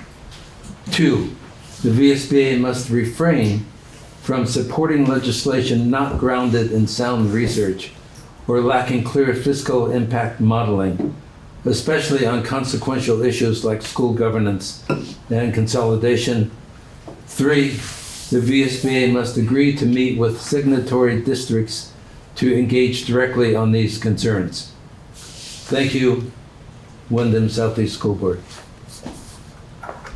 So I don't have a copy of that, do I? I sent it to It's all board members asking to sign. So it's in effect. What was the open letter. subject of the Members, set VSBA. VSBA, yes, the VSBA will not support, okay. All right, so it is in effect the open letter. Yes. So I'd like to make a motion that the board send this letter to the VSBA. Second. All right, open for discussion. And I was searching for the document as you were reading it. And does the opening of that document say that boards will consider suspending dues for their membership? Oh, I'm sorry. The last sentence. I didn't read it. If these basic standards of democratic representation and accountability are not met, we will consider suspending our dues to the association. Okay, all That's right. kind of a key part of that. Well, that is a key part, and it is in effect the open letter to the VSBA, which is linked to the agenda. It is in effect, it's just been shifted around a little bit. Discussion. Jessica. Point of clarification, is the supervisory union holds the membership or the district? The supervisory union does, Okay, but this is a big decision. yeah, no, And I just. felt that all members should participate in the discussion rather than just DSU 5 members. Sure, yeah, I agree, I just wanted to clarify that that was. So the supervisory union is not meeting to discuss this, but the SD is in session right now. And the letter does say supervisory unions and/or school districts. No. What does it say? Can I'm I feeling ask? a little bit, I'm off there's base. so many emails that have come through. I just want to make sure we're talking about, I still have yet to find what you're talking about. Oh. So what I'm going to say is, I don't think we have a copy of it, Ruby. I think what we do have a copy of, I don't see that. What we do have a copy of that is linked to the agenda is an open letter to the VSBA regarding H454. That is attached. That's a link.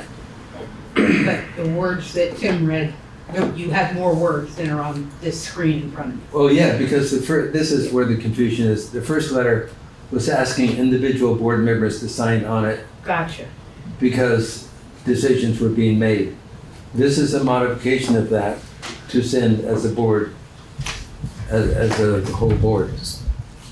So the thing that's linked in the agenda, which is a form, was asking individuals to sign on. That's what that Gotcha. was. Yes. And so what Yes. you're bringing a modification of that our entire board should be considering. Right. Okay.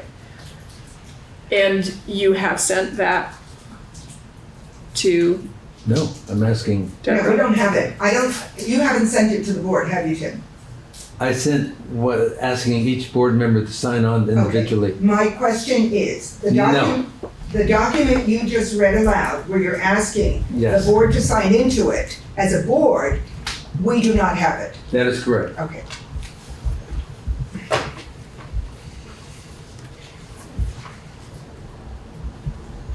Matt, As I look at the open letter to the VSBA, it does indicate that they are hoping to send this open letter no later than Wednesday, May 21st. right, no later than Wednesday, May 21st. That was with individual signatories. Correct. And this notice, Would be from the board. Much more powerful. without a time frame on it, Right. okay.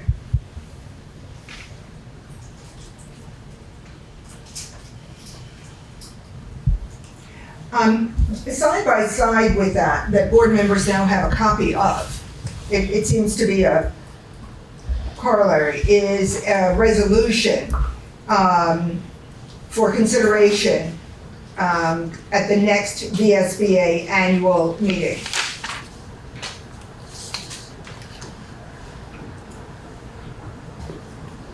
Yep.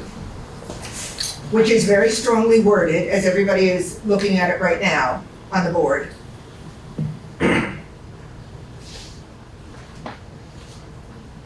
Do we have a motion on the floor right now? You do. We do. Oh, am I confusing the motion? I certainly am. So sorry. So sorry. No, I realize. So sorry. I saw them as corollary. I just had a moment. We do have a motion on the floor. Forget I said anything. Could you repeat the motion that's on the floor, please? That the board send the open letter to the VSBA. It has to be worded, I think, a little more clearly, because I've got an open letter to the VSBA right here, and that's not what we're talking about. No, that the board send the following letter to the VSBA. And then the letter. With Ruby. I'm feeling, I imagine there's a level of urgency around sending this, but it feels, I'm confused about what document I'm looking at. I would rather there be real clarity and I'd like to have the language in hand, because there are, you spoke, and then there was a nugget that was pulled out that I was like, wow, that's a big nugget. I missed that one. So what other things am I missing? And so I would propose we table this. I think we should table this. Jessica. When do we have to pay our dues? Good question. Well, next FY, but I'm not sure how quickly the check goes out. We would need Frank paying for that. Okay, so as soon as July 1st is when the fiscal. Again, that's the soonest it could go out. Right, We would need Frank to tell us when it does go out. Okay. No, I really do believe it's July 1st. And many boards across the state are saying, we're not gonna pay it by July 1st until you agree to these 3 things. So we don't know in this district. There's a question mark, but no money's going out until July 1 from our district. Matt? Point of clarification, I would assume, as most memberships go, it is easier to hold the payment and buy into our membership later than it would be to buy into the membership and request refunding. Correct, right. Right, okay, Jocelyn? I just wanted to, I guess, give my 2 cents that if they've consistently ignored the boards in general, and us in particular, then why do we keep paying them? I mean, I understand we're getting webinars and stuff out of it, but if they're not listening to us and not representing us, it seems like a waste of money to me. All right. Brian, Reamer. Yeah, Tim, can you succinctly tell us the difference between the letter that you have and what we see in this open letter regarding H 454? Yeah, the letter that we have a motion on is asking them, before you make a decision, consult with us. Don't make unilateral decisions without even asking the board, do you agree with this or not? The resolution is, Don't talk about the resolution. Not the resolution. Right, you can't, even though it is connected, don't. I'm sorry, I don't mean to tell you what to do, it's just, we're in the middle of a motion.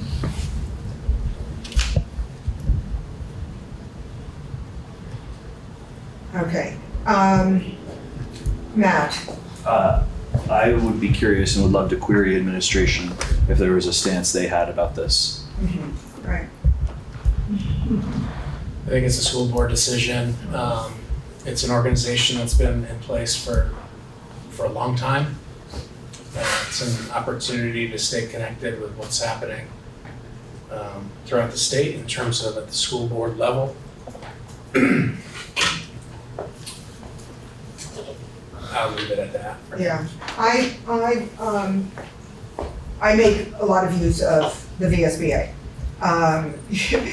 Ruby sent me a text message in the middle of a webinar and saying, are you on this right now? And I'm like, yes. And it had to do with the constitutional federal Title IX guidelines that are coming and affecting us as a school district. It was a very interesting presentation. Only 1 hour, and it needed to be 2 hours, quite frankly. And it was sobering. If we weren't concerned before, we were as a result of that. I make a lot of use of their webinars. To quote Kim, the good, the bad, and the ugly. And I take the good away from it, all right? I participate regularly in a statewide forum of board chairs and vice chairs. And it's an open-ended conversation without a fixed agenda, and it's back and forth, 9 a.m. in the morning. It's excellent. It's excellent to hear what they're going through. I do appreciate that. We look at the model policies in policy meetings. So that's how, that's my take on it. I think that notification to the VSBA that we are really, really concerned and not happy campers right now. I think they're getting that left and right. And I think that's a very good thing to hear that criticism. Tim? The model policies, they come from the AOE typically, don't they? They're on the VSBA website. No, but the VSBA gets them from the AOE. I do not know. I don't know, and I'm not privy to AOE emails. I'm not on that list. And doesn't the the V.S.A. get the model policies? From the VSBA. From the VSBA. It's coming from them to a large degree, I do think.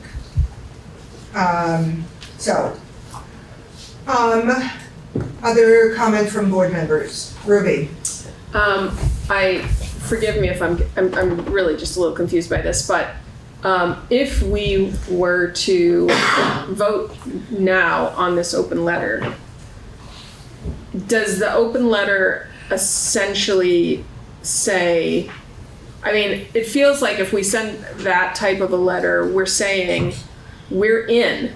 We're not happy and we're withholding until X, but it's actually a statement of we are still part of the team and therefore listen to us. That's kind of what it feels like that open letter is saying. And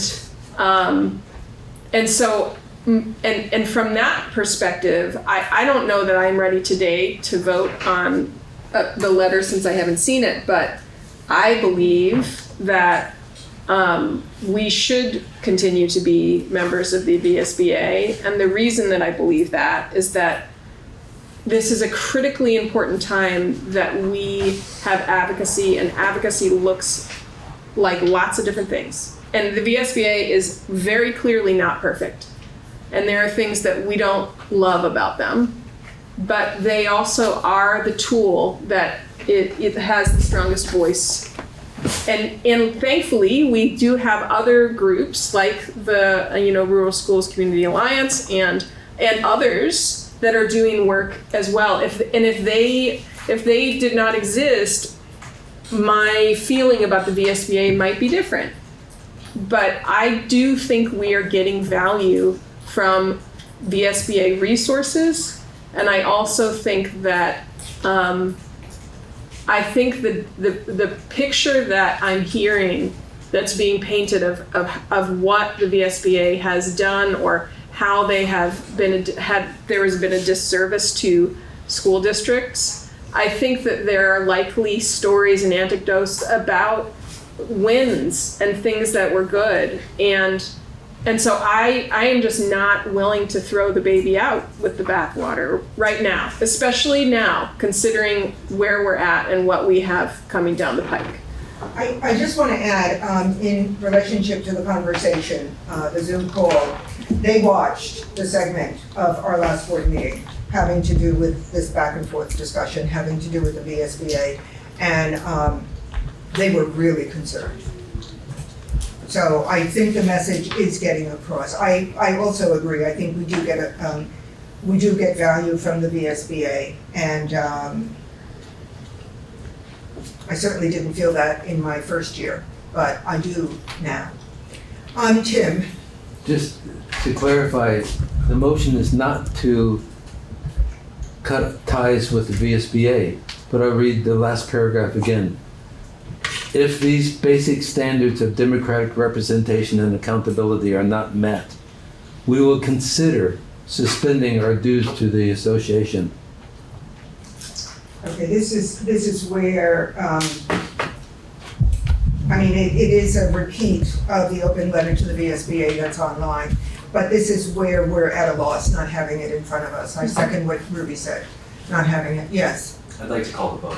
please. Ooh, yes, thank you. Call the vote. So we are calling the vote. There's no more discussion about this. Liz online. I appreciate that. The vote has been called, and Point of order. Ruby. Point of order. Did I hear a point of order? Yes. I can't hear it. That's You okay. gotta belt it out. I'll be Sorry. louder. Ruby, you said you were interested in tabling this. Is that like an official you want to table it, and then with rules of order, would we have to vote on tabling it first and then? But I think the question's been called, and I proposed it, but I did not make there's a motion on the floor, and I'm not a Robert's rule wonk enough to know how to insert that. So, Okay. but calling the question is very clear. All right. Liz, I'm sorry, I cannot call on you. The question has been called. I'm talking to Liz Adams online. All right, so can I hear the motion, please? We have to Madam vote to Chair. end debate. Thank you very Sorry. much. Sorry, I didn't mean to slam it down. It's like, okay, procedurally. We have to vote to end debate on this. All right, calling the question. All those in favor of ending debate on this, please indicate by saying aye. Aye. Any opposed? Any abstentions? All right, we are ending debate, and now we are voting on the motion. So, can we hear the motion one more time, please? That the board send the following letter to the VSBA. Okay, got it. As read and summarized subsequently by Tim Maceo. Okay, so we are voting. I'm just gonna go with a roll call vote on this. Ann Beekman. Aye. Jessica. Can you come back to me? Yes. Mhm. Jocelyn. Fritz. Yeah, I need a few minutes of this. Good deal. All right. Okay. Tim Maceo. Aye. Ruby McAdoo. Nay. Kim Price. Nay. Brian Reamer. Nay.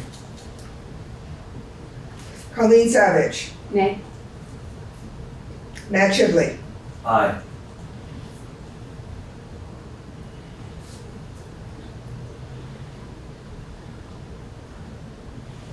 Robert's Rules of Order says that the board chair has to vote last. So I'm wrapping around. And you can abstain if you like. That's always a possibility. Jessica Everlith. I'll abstain. Jocelyn Fritz. I'm gonna trust Tim on this one and vote aye.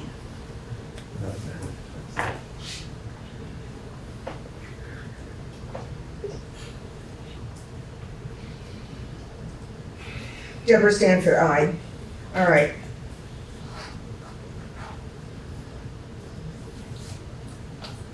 All right. It's an aye. The ayes have it at a vote of 5. Can I request that you send that letter that we Yes. just approved? That would be helpful. Yes. Thanks. It has to come from the CO anyway. I'm sorry, Tim, can you say it louder?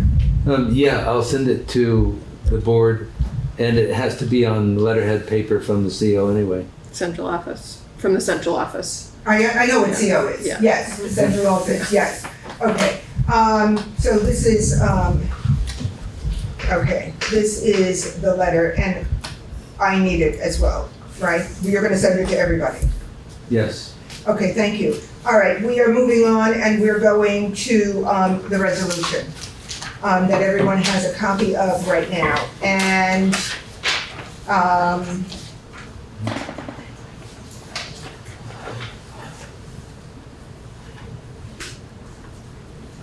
Madam Chair. yes. Point of inquiry in regards to the agenda F, review our annual commitment to the VSBA. Am I to understand there is no action that we're taking at this point? We're not taking, that's my understanding, no action. Thank you. Is that correct? I'm sorry, could you repeat what? We're talking about letter F on the agenda, review our annual commitment to the VSBA. Ann and Deborah presented. So we moved on to consideration of this letter, which definitely states that we are still a part of the VSBA. The letter in question we just voted on. So what you're saying is there's no need for the review of commitment because that letter was an inherent commitment? Yes, that's absolutely right. As long as everybody feels that's that's true. true. So we are retaining our membership with the VSBA at this time, with an understanding that this letter is going to be sent to the VSBA to do a better job, in effect. Are we clear on that? Brian?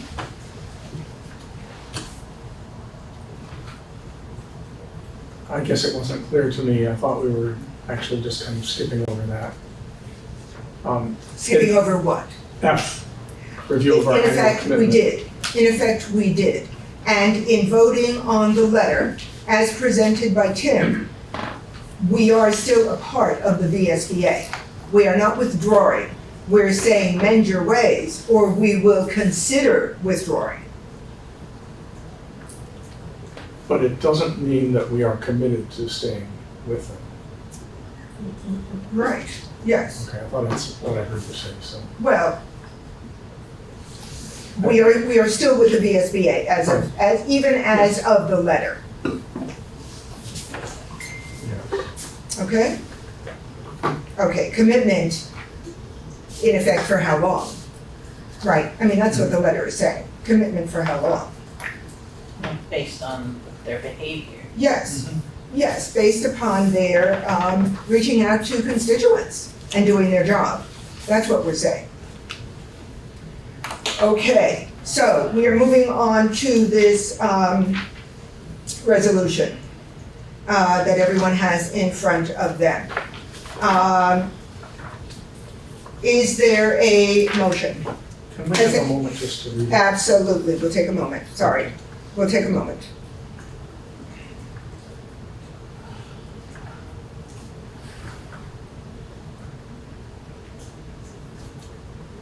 My apologies, Madam Chair. I don't believe this I wonder if this they're side all received the resolution.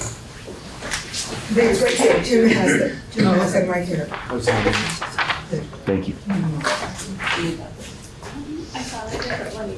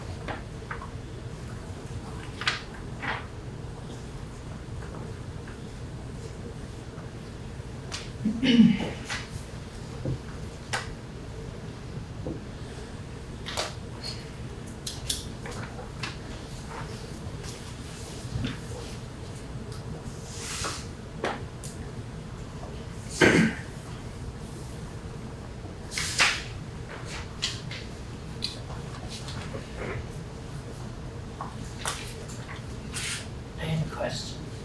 Just wait, are we? Okay.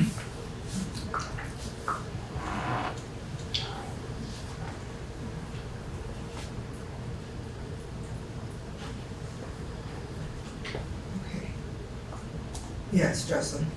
How is this materially different from what we just approved? Well, every year the VSBA calls its members asking for formal resolutions. So this would be entered into the books as a resolution of the VSBA to adhere to. As opposed to the letter? The letter is just a suggestion. The resolution will be voted on at the annual meeting. Okay. And any school district can make a resolution proposal, and I think more than one district will be making this. Okay. I just want to understand. I'm wondering about the timing of this resolution. The annual meeting is in October. I'm assuming the state legislature will be voting long before October. So I'm not sure, from my perspective, the value of this resolution.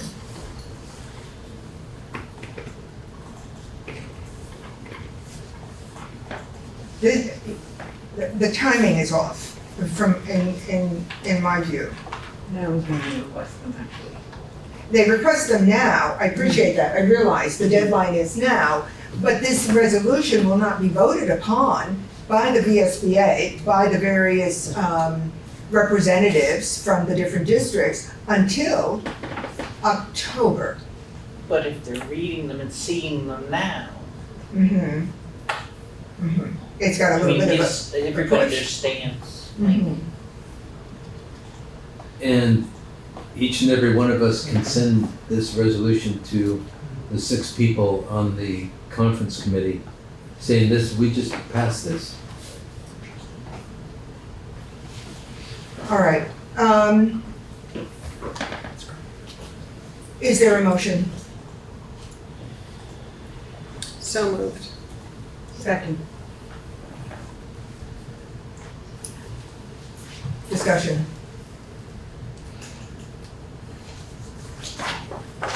Brian. So, I want to share a concern. I don't want to sound like I'm not in favor of small schools or small class sizes or those sorts of things. Because I think in many cases I am, but I also want to be open to the fact that there may be situations where the three bullet points cannot be followed and cannot be advocated for.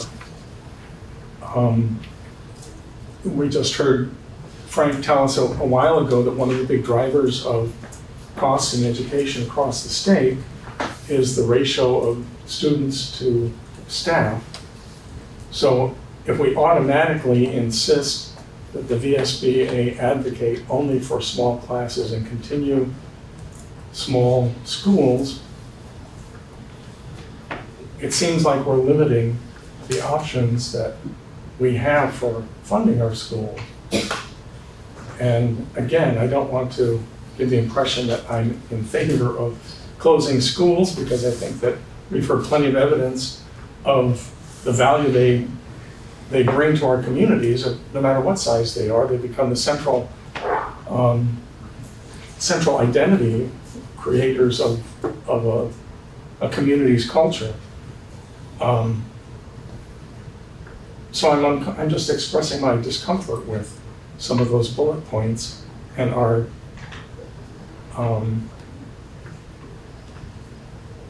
and the way that we are mandating that the VSBA advocate. Okay. Thank you. Jessica? I agree that the timing feels off for this, and considering the comments that were made about the meeting that you had with the VSBA, that they already don't fully believe that we know what we're doing. I'm paraphrasing, but it kind of sounded like we didn't know what we were talking about. They made that kind of comment. Quite some time ago. That was. That wasn't at the most recent meeting. Right. Okay, that's a helpful clarification. Right. But from that perspective, thinking the way that this would be timed out is the legislation will have already, in theory, been passed. And this, while we would love to keep politics out of it, we are a political board, they are a political board, and I think the political nature of this is not strategic in the way that I would like it to be, if that makes sense. I'm gonna need more clarification. What do you mean by strategic? I think, so right now is when it matters, right? Right now is when we want to see them act. Unless the bill fails, in which case they'll come back in the fall and try again. So it will still be valuable now, and it will still be valuable in the fall. When are these due? I don't remember the deadline. The resolutions, what's the due date? Oh, in the fall. They're voted on in the fall. Yeah, but I know that the call has already gone out through the VSBA asking the school board to send resolutions. Right. That they have requested. They request them every year, and they're passed or failed, voted on every year. Yeah.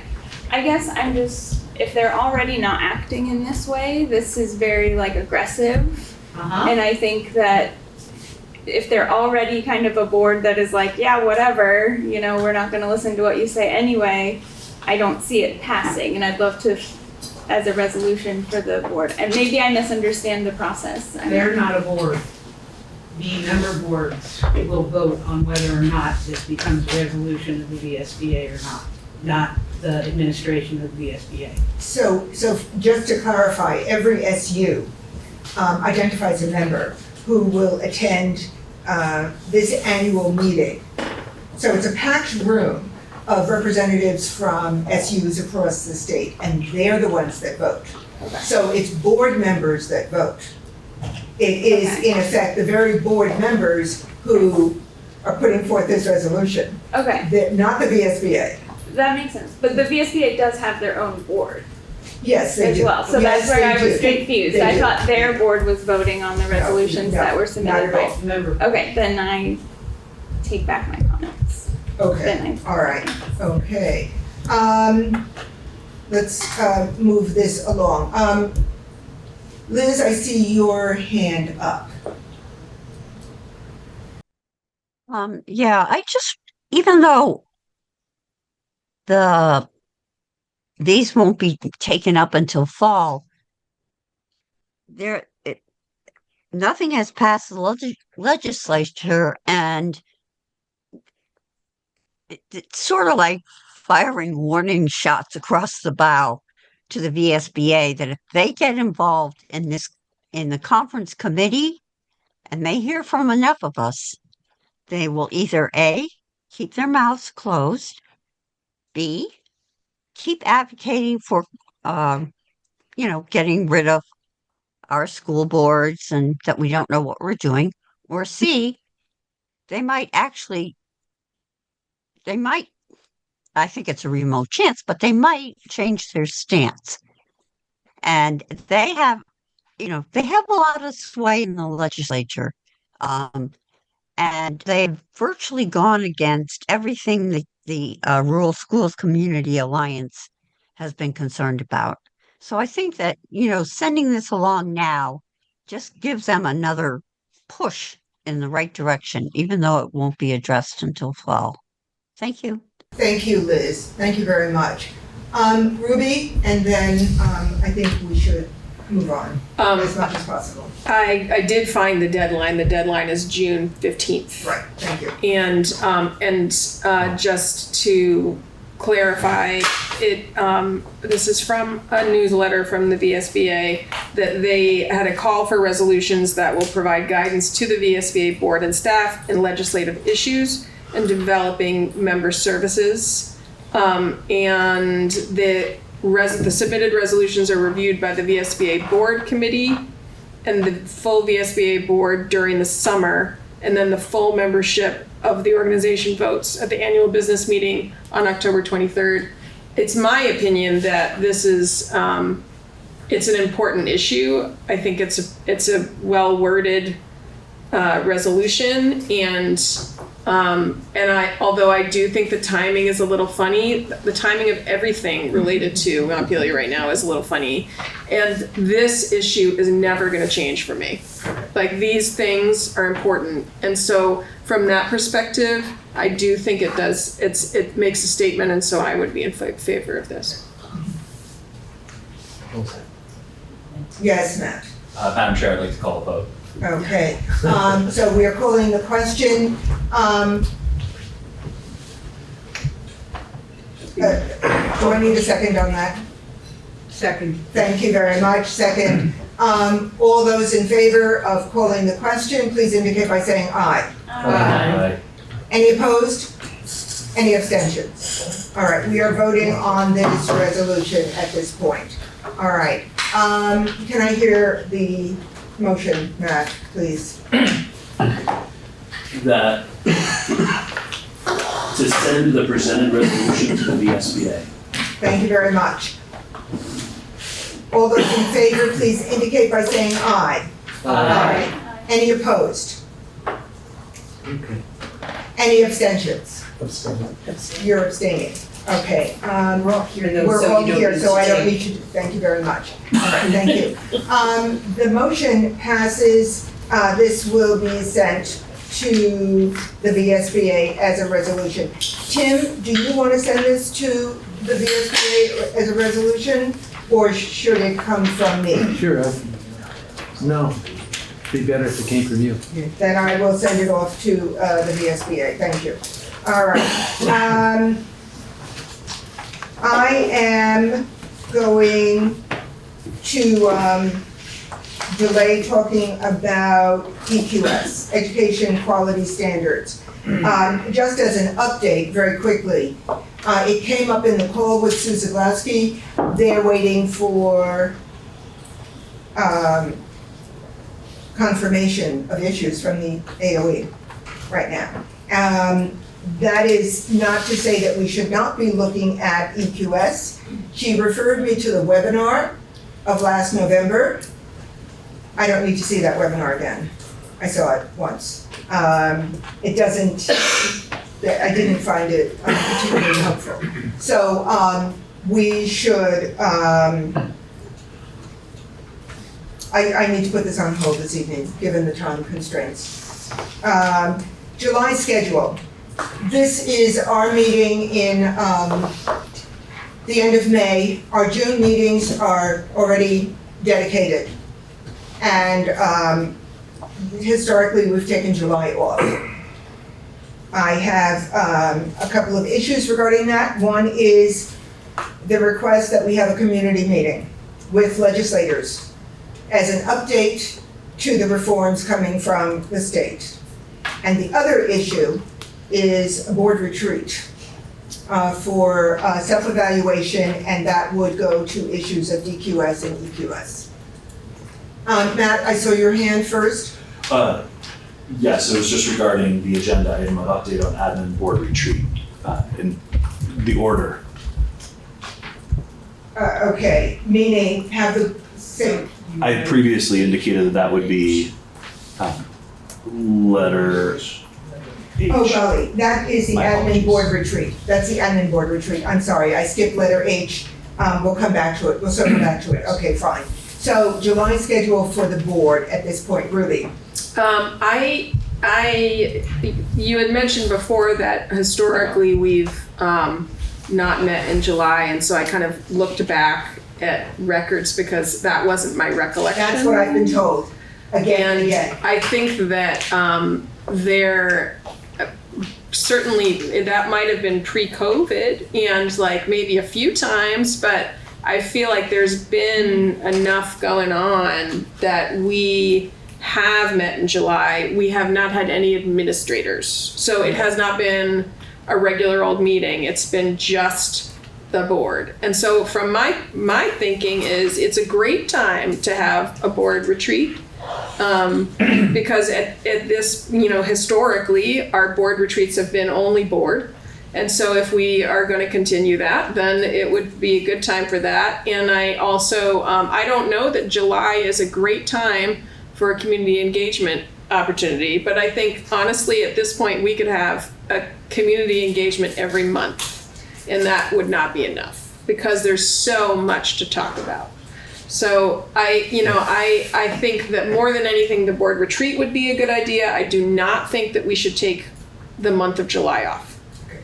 All right, I know that was my position last year, and we met once in July. That was the compromise, I think, if I remember that conversation correctly. All right, other comment about the July schedule? Yeah, Yes, Tim. I completely agree with Ruby. We have a lot to do, and this board still doesn't have a set of goals for the year. And by the time that we settle on those, it'll be 25% of the year is already gone. We convened in March, and now we still don't have goals. So setting board goals would be one thing. Ruby stated it well. There's a lot that we have to do around policies, around community engagement. All right, so other comment? Any other comment about meeting in July? All right, yes, Jessica. I agree we should meet, and if we are gonna do a community engagement, it should be something like a pool or something, like. It should be what? It should be like pool with your school board members or something. I'm sorry, are you talking about an actual swimming pool? Yeah. Okay. No, like going to the Putney pool or the Brattleboro Okay, living room. for me, business is business. I gotta do business Well, for in me, an upright position, not reclining in a pool on a board. Okay. I mean, more like if we're talking about community engagement, we need to meet the community where they are, and I don't think we're gonna get people to a board meeting in the middle of July. That was the point I was trying to Okay, make. that is the point that Ruby just made as well. All right, we do have work to do, and so is there a motion? I move that we meet once in July. I don't care when, but is that what you want? Is that what you're asking for? That kind of motion? I think we need a motion. Yeah. I think we need to vote on it, so. Seconded. Okay, I'm a little confused because I thought we were meeting the month of July. Now I hear we're meeting once in July. So the motion is for one time in July. I think that's if there's a question, Yes, to me, okay. My calendar just has it twice. Okay. If there's a question or if there's a concern and we know we're not gonna have administrators, I think the compromise of once makes sense. Okay, so there is a motion on the floor. Is it seconded? Seconded. Okay. All right, second, any discussion? Do you care whether it's the first or the second meeting in July? Does that make a difference to people as you think about your summer schedule? July 8th or July 22nd. The 22nd is my preference. The second is July 22nd. So we're looking at July 22. That's what I hear as an amendment to this motion. Okay, so the motion, is to meet on July 22 only. And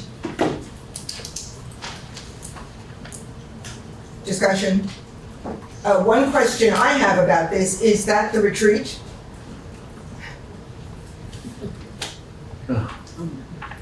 I think that's, my personal feeling on that is that you as board chair, that's in your purview to decide how we use our time. Okay. I don't know that I care as much So about it's that. not necessarily a traditional board meeting, it may be retreat or meeting. Okay, all right.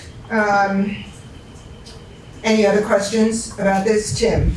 Not a question, but I'm against the motion because I think that we have enough to do that we should meet the second and fourth Tuesdays of every, of July. I'm sorry, that we should meet both sessions in July? Yeah. Both times? Yeah. Okay, That's All why right. I'm against the motion. okay.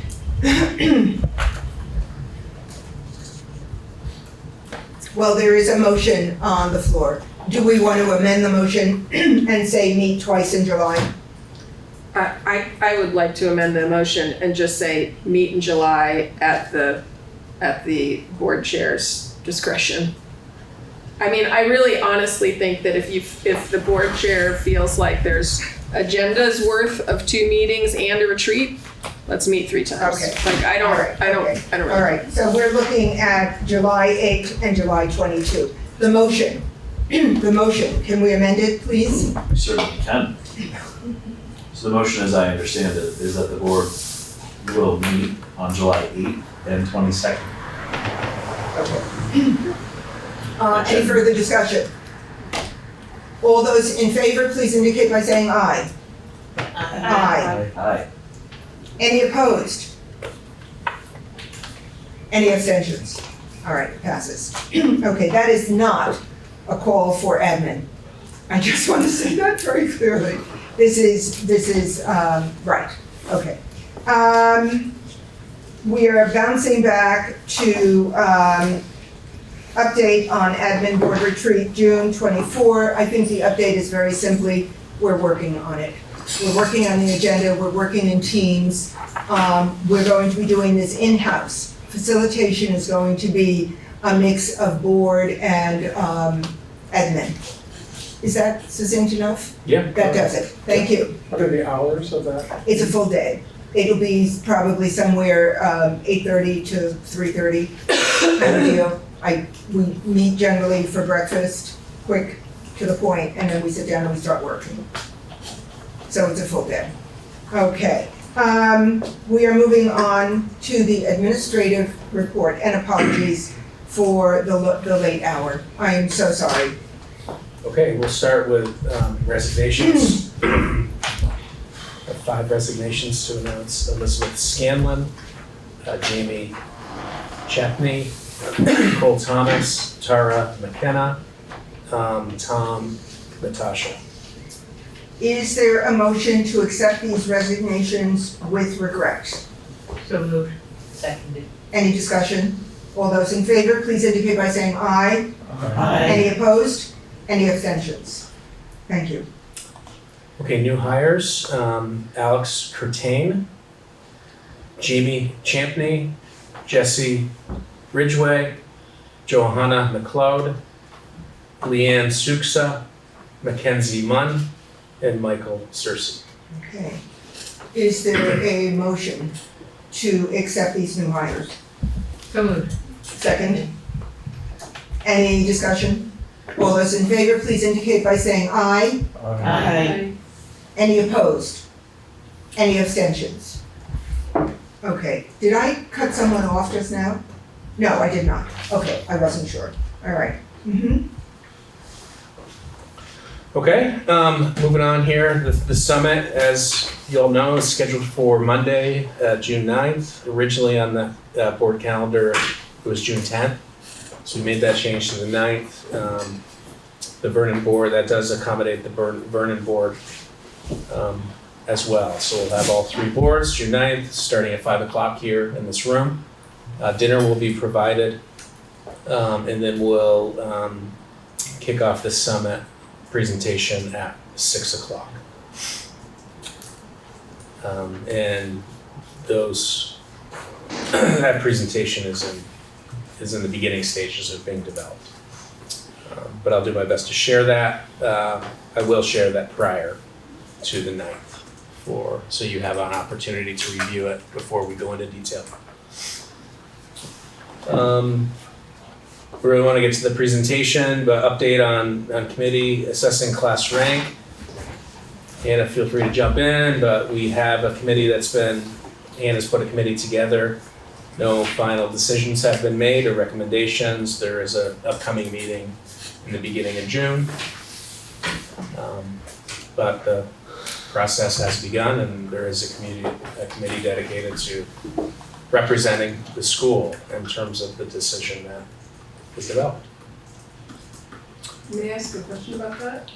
So is the thought that committee would wrap up their work and have a recommendation that would, if there were changes or if there were, outcomes, would they be implemented in the coming school year? Is that the idea, or? That would be to be determined, because we could, my feeling is up until December, we could make changes, and then after that, the incoming 9th grade class would have GPAs as of January. Mm-hmm. And so prior to that, depending on where the conversation goes, I think would lead into that, but. Okay. Because you're saying December would be the time to really, if there's going to be a change. If there's going to be a change for the incoming 9th grade class, we would make it before December. But before last December? No, this upcoming. Okay, all right. Okay. Matt? What stakeholders are being queried as part of the committee? It went out to the entire BUHS staff, and there's a school counselor, our dual enrollment coordinator, and 2 classroom teachers, I think, is what we have right now. So for clarification, no community members or folks outside of employees have been queried at this point? Yep. Okay, update on procedures regarding instances of grief and trauma. I don't have any specific update, just that, that's ongoing work depending on the trauma or the grief that's being supported or developed. So that's ongoing work, continues to be ongoing work. I don't have any specific, anything specific to share. Okay, my understanding is that there would be procedures coming to the board in order for us to make a further determination about whether we needed a policy or not. Mhm. So that's why that's here. Yeah, I would say we can likely share a procedure before the summit on the 9th, Okay, thank you very much. specifically at BUHS. Okay, thank you.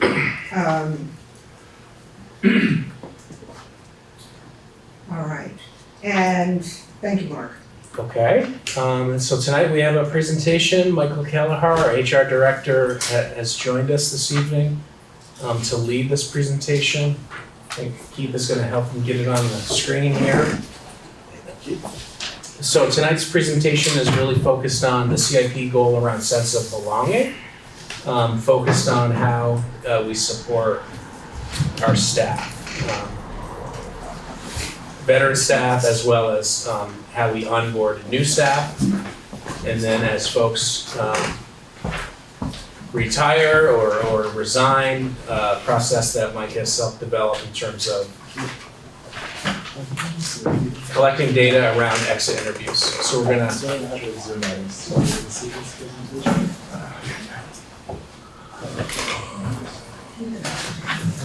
So those are the essential buckets that we're going to review tonight. And starting with an update on our Grow Our Own program, which Mike has spearheaded a couple of years ago.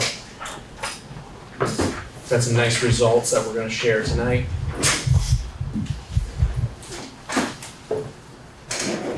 And just a reminder on our Grow Our Own program, each school year is an opportunity for 5 classified staff members to apply to take advantage of that opportunity. So each year, we potentially multiply the support we're giving to classified staff and getting to their license by a multiple of 5 until those folks graduate programs that they've entered. Thank you. So, potentially next year we could have 15 people within in some element, beginning stages or end stages of the Grow Our Own initiative. Sorry, I have to get on this That's okay. really quick. And I will share each year we start with 5 candidates. There have been some dropouts throughout over time, but we are seeing really positive outcomes in terms of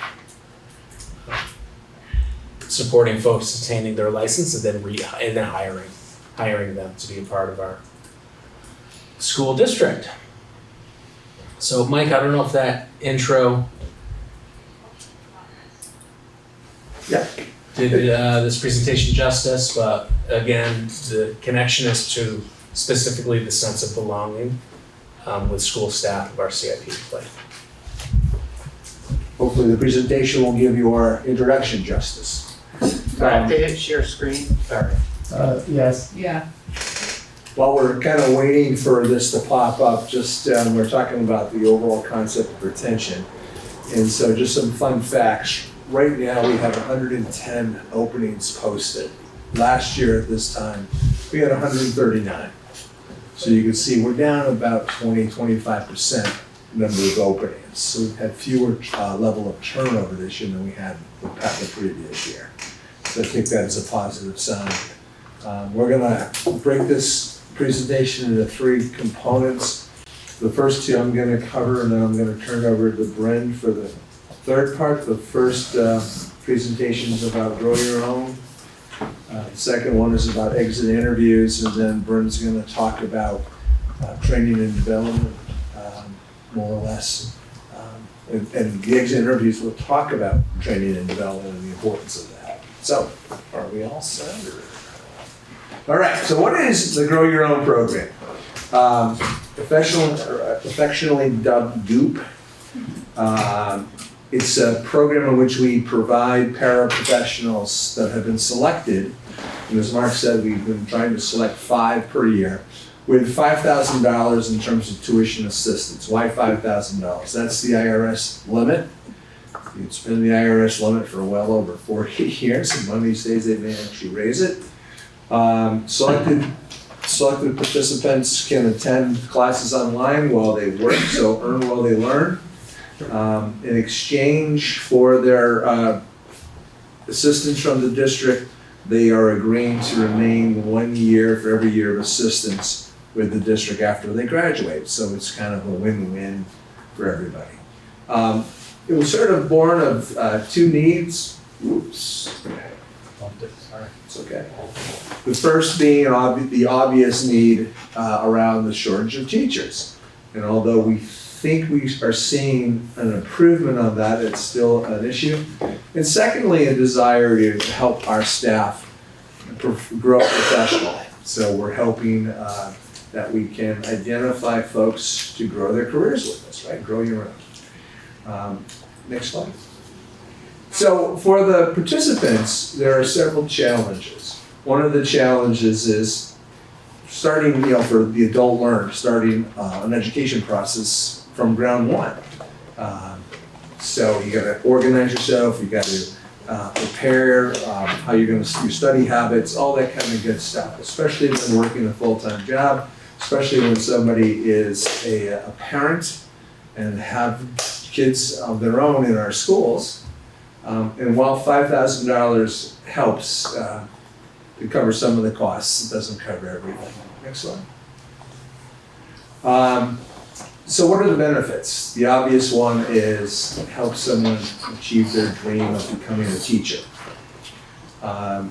Also helps them earn significantly more income. We have internal resources, a couple folks on staff that are able to assist folks in the program in terms of providing some guiding lights. We're not going to do the work for them, but at least they could have and get their questions answered about how to get things done. As we all know, the Vermont licensure process for educators is a bit of a challenge. And it's a forgivable loan, so we give people this money once they meet their 1-year commitment with us. Next slide. Oops. How do we select people? We've formed a committee headed by Mark, and we have them respond by providing responses to 3 essay questions. We ask for a letter of recommendation from their admin. We look at the service time with the district. We look at membership in historically marginalized populations because we want to encourage folks in those groups. And of course, being in good standing as an overall employee. Next. Next slide. We partner with several local resources, V.S.A, which is great. They provide all sorts of financial assistance to help folks fill in the gaps that we, beyond what we provide them. We direct folks to our local community college as an initial entry gateway for those starting from ground zero. And then of course, Vermont State University, they have a number of online classes and programs that folks can participate. That's not to say that the participants don't go to other schools. We have people that go to SHNU and other colleges in the area as well. So year 1, we picked 5 folks. There are 3 still active. We actually have 1 participant who is hopefully going to be able to join us online if technology doesn't fail us. And she's pretty darn close to completing her program within this calendar year. Year 2, we selected 5 more folks. All 5 remain active, and there's 1 member of that group that I'll talk a little bit about that will be joining us. Caitlin, are you on the line? She needs my permission to talk. That's what. Caitlin? Caitlin? Is the caller there? There is someone named Caitlin. Ask her to unmute again. Can you hear me now? Yes, there we go. Yes, I am here. Thank you for having me. Why don't you introduce yourself and tell us about your participation in this program? What are you hoping to get out of it? My name is Caitlin Fiola, formerly Caitlin Hellman. I recently just got married, so it confuses people a little. I will be graduating, hopefully summa cum laude, from Southern New Hampshire University in October. I was part of the first cohort to be accepted into this program. My motivation is I've worked in the district for 23 years now, and I just love educating children. And I'm hoping when I'm finished in October to go right into grad school to further my education in education. Awesome. Anybody have any questions for Caitlin by chance? All right. Caitlin, I'll just say this is just such a great example of investing in our really valued people. Caitlin has been a dedicated paraeducator and has taken on numerous leadership positions over the years in terms of instruction. She's trained in many programs throughout her experience in the classified unit. And I think just this little extra motivation to kind of cross the end line here to move towards a certified position is really exciting because Caitlin's a great educator and she can do it. She's doing it, frankly. But this officially allows her to move forward with her career. So. And just to add one thing, thanks to this program, I actually just paid off my non-subsidized loans. So hopefully in October, I will be very little debt going forward, thanks to this program. That's awesome. Thank you for staying up with us, Kate. Have a good night. Thanks for having me. All right. Tyler's another one of our participants, is a behavior analyst with our special education group. He wants to stay in special education, although he is potentially interested in either Spanish or physical education. We think he's going to have enough credits to complete his program by the end of this summer. So that's another potential teacher to join the ranks in the near future. Next slide. And Chris is one of the folks we selected from this year. His graduation isn't until 2029, but that's okay.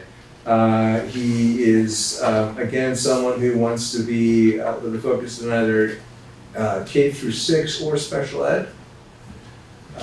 So that's that particular presentation. We're not going to kind of jump into exit interviews. This is sort of a view from 40,000 feet.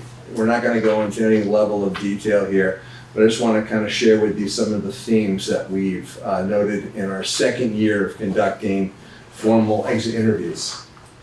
So if we look at the 2 years, last year and this year, last year we had 26 respondents, this year only 17. I will tell you, I have beat the bushes to try to get people to respond. I have sent out probably 20 emails bugging people, but here we are. So if we look at the breakdown, the majority of the folks are certified staff, last year 16, this year 8. The number one reason why they're leaving is to retire, to enjoy their golden years. Last year it was 12, this year 10, that's okay. So the next slide, I just want to sort of share with you from our friends at the Gallup poll.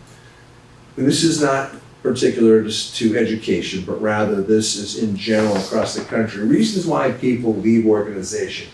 Yes, pay and benefits is always a reason why people leave an organization. But more importantly than that, engagement and culture.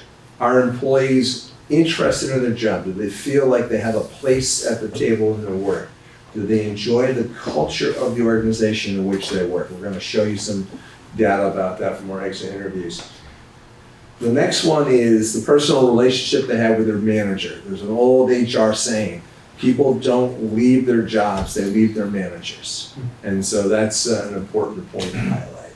Organizational issues. I can tell you, having worked in an organization that was about to file bankruptcy, that was a good reason for us to leave. And so that's always that type of thing when there's a sense of disorder. And so employee engagement and corporate culture are linked. And we want to make sure that we want to try to do our best, that folks have a shared sense of values, that they have a sense of belonging, that they feel appreciated, that they get recognition. Next slide. So let's take it comparison year to year. The first question is, are you satisfied with your job? Red and blue are good. Green and yellow are not good. So when we look at these series of responses, keep that in the back of your mind. You can see, whoops, you just go back that one. You can see that we've had some pretty happy people that were with us as they were walking out the doors, which is always a good sign. They like their job, in other words. Next slide. Opportunities for training. We saw a significant uptick in satisfaction when training from this year from last year. So that's kudos to Brendan and her team. Excellent. Compensation. We're in good shape here. I can tell you that we did an analysis recently looking at how we compare to other districts, and we fared pretty well overall in terms of not only for our part of Vermont, but for our friends across the river in New Hampshire and down the street in Massachusetts. Next slide. Big surprise here, people love our benefits. Very few people upset or have any concerns about that. Next slide, please. This is they leave their manager question. Overall, pretty good, especially this past year. You can see that most people really enjoyed their admin. Next slide. Do you feel recognized? This might be an area where we can make some improvement on. As a few of you might know, I worked at the hospital down the road here. And I worked for our CEO named Barry Beeman. And Barry Beeman, what I loved about him was at every meeting, he would end the meeting by saying, "Thank you for everything you do for our patients." And I encourage all of our leadership team to do the same with their staff. Thank them for everything they do with our kids. Next slide. Treat fairly, I think if Mikaela was still here, I think she'd be comforted by this slide. We're in pretty decent shape in terms of fair and equal treatment for staff. Current year, there were only 2 people that felt that they weren't treated fairly. So that's a good sign, I think. Next. Communication within the organization. I don't know any organization out there, and I've been doing this for 36 years, that didn't have a communication issue internally. So always can do better in terms of internal communication. School culture. How do folks feel about the culture in the school in which they work? As you can see, pretty good signs here.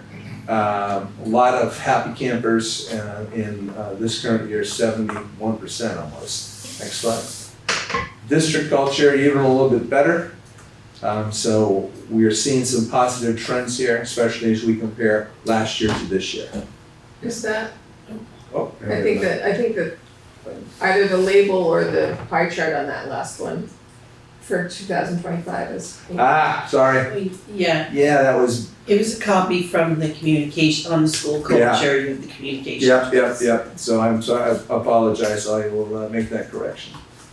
Any questions before I turn it over to Brent? Yeah. Tim? So, your questions are great. For their exit interviews, you had 26 this year, and out of those, you had 8 certified, full-time certified staff. Certified staff, obviously, the teacher in the classroom is one of the most important positions in the organization. I'm guessing we have about 200 full-time certified staff. Why aren't we, to my knowledge, we've never done an interview asking these questions to our current certified staff. Panorama has quite a few surveys that they have for current staff. Job satisfaction and morale. For example, one of the questions, overall, how satisfied are you with your job at this school? Good question. Leadership and support. How effective is school leadership at supporting teachers? I would think we would get really good positive feedback on something like that. Professional climate and collaboration. How respectful are relationships of staff at your school? These are important questions. Belonging, equity, and inclusion. I feel I belong at this school. Burnout and well-being. How often do you feel burnout at school? To my knowledge, in my 5 years on the board, the district has never queried our existing 200 plus staff members how they feel about the board. Exit interviews are fine for those leaving to give us a sense, but wouldn't we get a much better sense of the organization if we surveyed existing staff? Sure, and Tim, only been here for less than 2 years, so I think the first thing I wanted to try to do is get this launched and get it off the ground. The trend in industry today, in terms of employee surveys, is not to do a full-blown survey. I will tell you, over the years I've done full-blown surveys and had one of them really blow up on us to the point where that CEO left the organization, was forced out the door. I think a better approach is to develop what's called micro-surveys. So you send out more frequent surveys, but only with maybe 2 or 3 questions that you want to find out, and we could easily map out some of the things we wanted to target. Some of the topics you just mentioned would be good ones. Are you satisfied with your job? Do you feel included? Those types of things.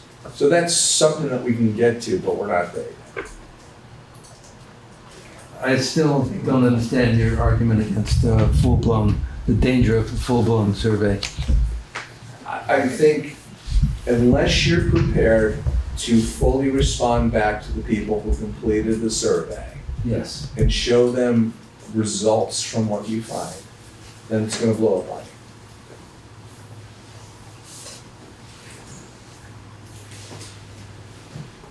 Which is an argument in my mind for doing it. I'll disagree with you, so. if there's an issue, you want to know what it is. Sure. And I think the better approach is to do micro surveys, get to identify. And when you say micro surveys, are you talking about a limited number of people or a limited number of questions? Limited number of questions, but on a more frequent basis. So we do lots of feedback surveys throughout the year, and I think the final section of this presentation for tonight will show some of those survey results focused on our mentoring program. So the Office of Curriculum and Assessment had a chance to present, I believe it was to the SU board in a May meeting. So I'll just touch on this a little bit, and there's way more detail there, but we do have a mentor program for all new hires to WSESU, SD, Vernon. And regardless of the level of experience for new hires, they are always paired with a mentor at the site, or a mentor in a similar role at a different site, for example, a counselor or a PE teacher who may not have another one in that same building. And there are very differentiated levels of support based on the new hire's experience. We are also expanding the program. We have expanded to provide some support for our classified hires as well. There are frequent professional learning experiences and meetings that happen at each site specific for the school culture and the roles that are happening there, and we're hoping to expand that a little for next year. It takes a lot to be a good mentor. So we have a professional learning community for mentors, especially mentors who are supporting our brand new teachers. There are 5 meetings throughout the year where there's opportunities to share best practice and think about support, how to give observations, how to support mentees on various levels, and also to get feedback on what else needs to happen for our new hires in the induction process. And then there are a series of meetings with our mentees. So there are co-observations of other teachers, there's observing each other in a non-evaluative way. So it's really meant to encourage peer support. And often the new hire or the mentee is choosing an area for which they want feedback and support. So this year we have 17 one-on-ones or brand new mentor-mentee relationships. We have 36 what we call second year buddies. So that's either someone within their first few years of teaching experience or someone who was a one-on-one mentor who graduated on to be a second year buddy. Don't worry, Keith, I can talk about it. So we have 36 of those this year. And then we also have 28 what we call building-based buddies. That might be a teacher with 20 years experience, but they're new to the site. And so that support of like, what do we do in a fire alarm at our site? Or what's the procedure here for, if you want to go on a field trip, or also like, I'm really struggling with this parent communication, could you help me? So we have a range of folks in those various roles. Our title professional development funds cover mentors at the one-on-one and second year buddy levels, and then buildings also support at the building-based buddy level. So we have a really comprehensive system to really support our new hires. This year we're expecting to spend about $45,000 on our mentor program, which is a lot of money. And when we think about all of the time, advertising, investment, modeling lessons, and professional development that goes even into a single employee every year, in my opinion, there is a huge payback in terms of that investment if we can retain more of our staff.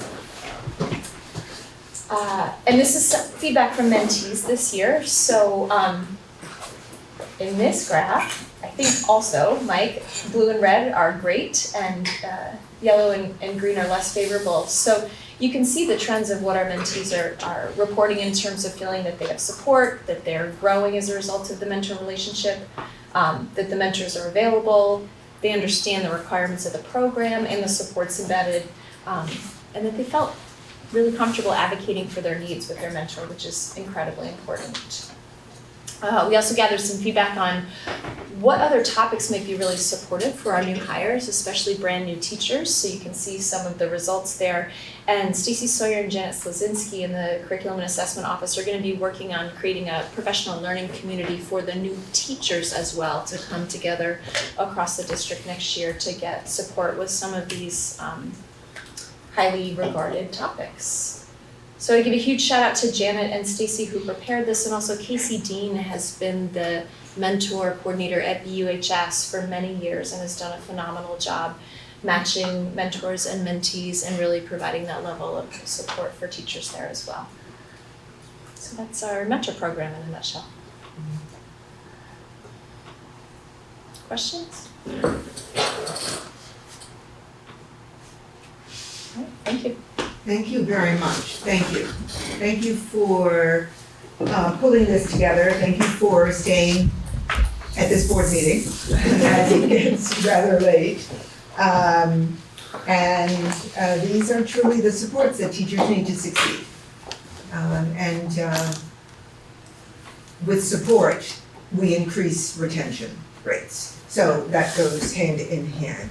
Thank you very much. And I'm going to say it encourages those who are mentors to cement what they're doing and be fully invested. So once again, thank you very much. Yeah, and real quickly, Deborah, I would add that we often get feedback from mentors that being a mentor pushes their practice and helps them innovate as well. Yes. With a lot of earning hires. So I think it's a really mutually beneficial relationship in most cases. And it's that back and forth conversation that we know so well, bouncing off of each other with ideas and suggestions, because certainly the new teacher has innovative approaches as well. Mike and Bryn and others who support this work, thank you very much. Support this work, it's the entire district. Yes, quite true. With permission, I'm going to move on to the consent agenda, which is very short. Is there a motion? So moved. Second. Thank you very much. All those in favor, please indicate by saying aye. Aye. Any opposed? All right. Any abstentions? The Policy and Amendment Committee presents for a second reading F8, student medication. So take a look at that. This is our second reading. And the next time we come together, it will be for adoption. We have a series of executive sessions that, okay. First executive session. Is there a motion to find that premature general public knowledge would clearly place the public body or person involved at a substantial disadvantage? So moved. Second. Thank you very much. Discussion? All those in favor, please indicate by saying aye. Aye. Any opposed? Any abstentions? All right. Is there a motion to enter into executive session under 1 V.S.A. 313A 1A contracts? So moved. Second. Thank you. Any discussion? All those in favor, please indicate by saying aye. Aye. Any opposed? Any abstentions? We are inviting in Mark Spino, and action will be taken. I think Mike could be invited as well. Oh, sure. Mike, join us, please. Absolutely. We have risen from executive session. Is there a motion to ratify the contract for classified employees as negotiated? So moved. Seconded. Okay, discussion? All those in favor, please indicate by saying aye. Aye. Any opposed? Any abstentions? All right, thank you very much. Thank you to everyone who worked so hard on this in this negotiation team. Thank you. We are going to move to the next executive session. Is there a motion to find that premature general public knowledge would clearly place the public body or person involved at a substantial disadvantage? So moved. So moved. Second. Thank you. Discussion, all those in favor, please indicate by saying aye. Aye. Any opposed? Any abstentions? Is there a motion to enter into executive session under 1 V.S.A. A4, a disciplinary or dismissal action against a public officer or employee? So moved. Second.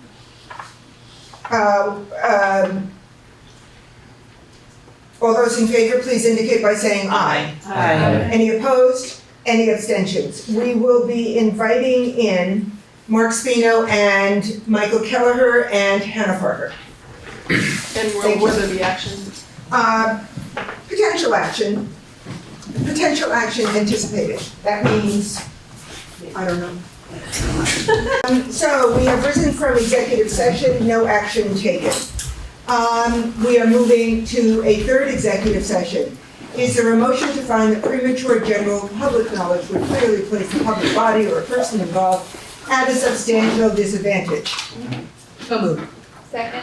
Okay, discussion. All those in favor, please indicate by saying aye. Aye. Any opposed? Any abstentions? Is there a motion to enter into executive session under 1 V.S.A. 313A7, the academic records or suspension for discipline of students? So moved. All right. Second. Thank you. Discussion. All those in favor, please indicate by saying aye. Aye. Any opposed? Any abstentions? Inviting in Mark Spino and Hannah Parker. And we'll look at action. Potential action anticipated. We anticipate action. Yes. We have risen from executive session. Is there a motion to accept the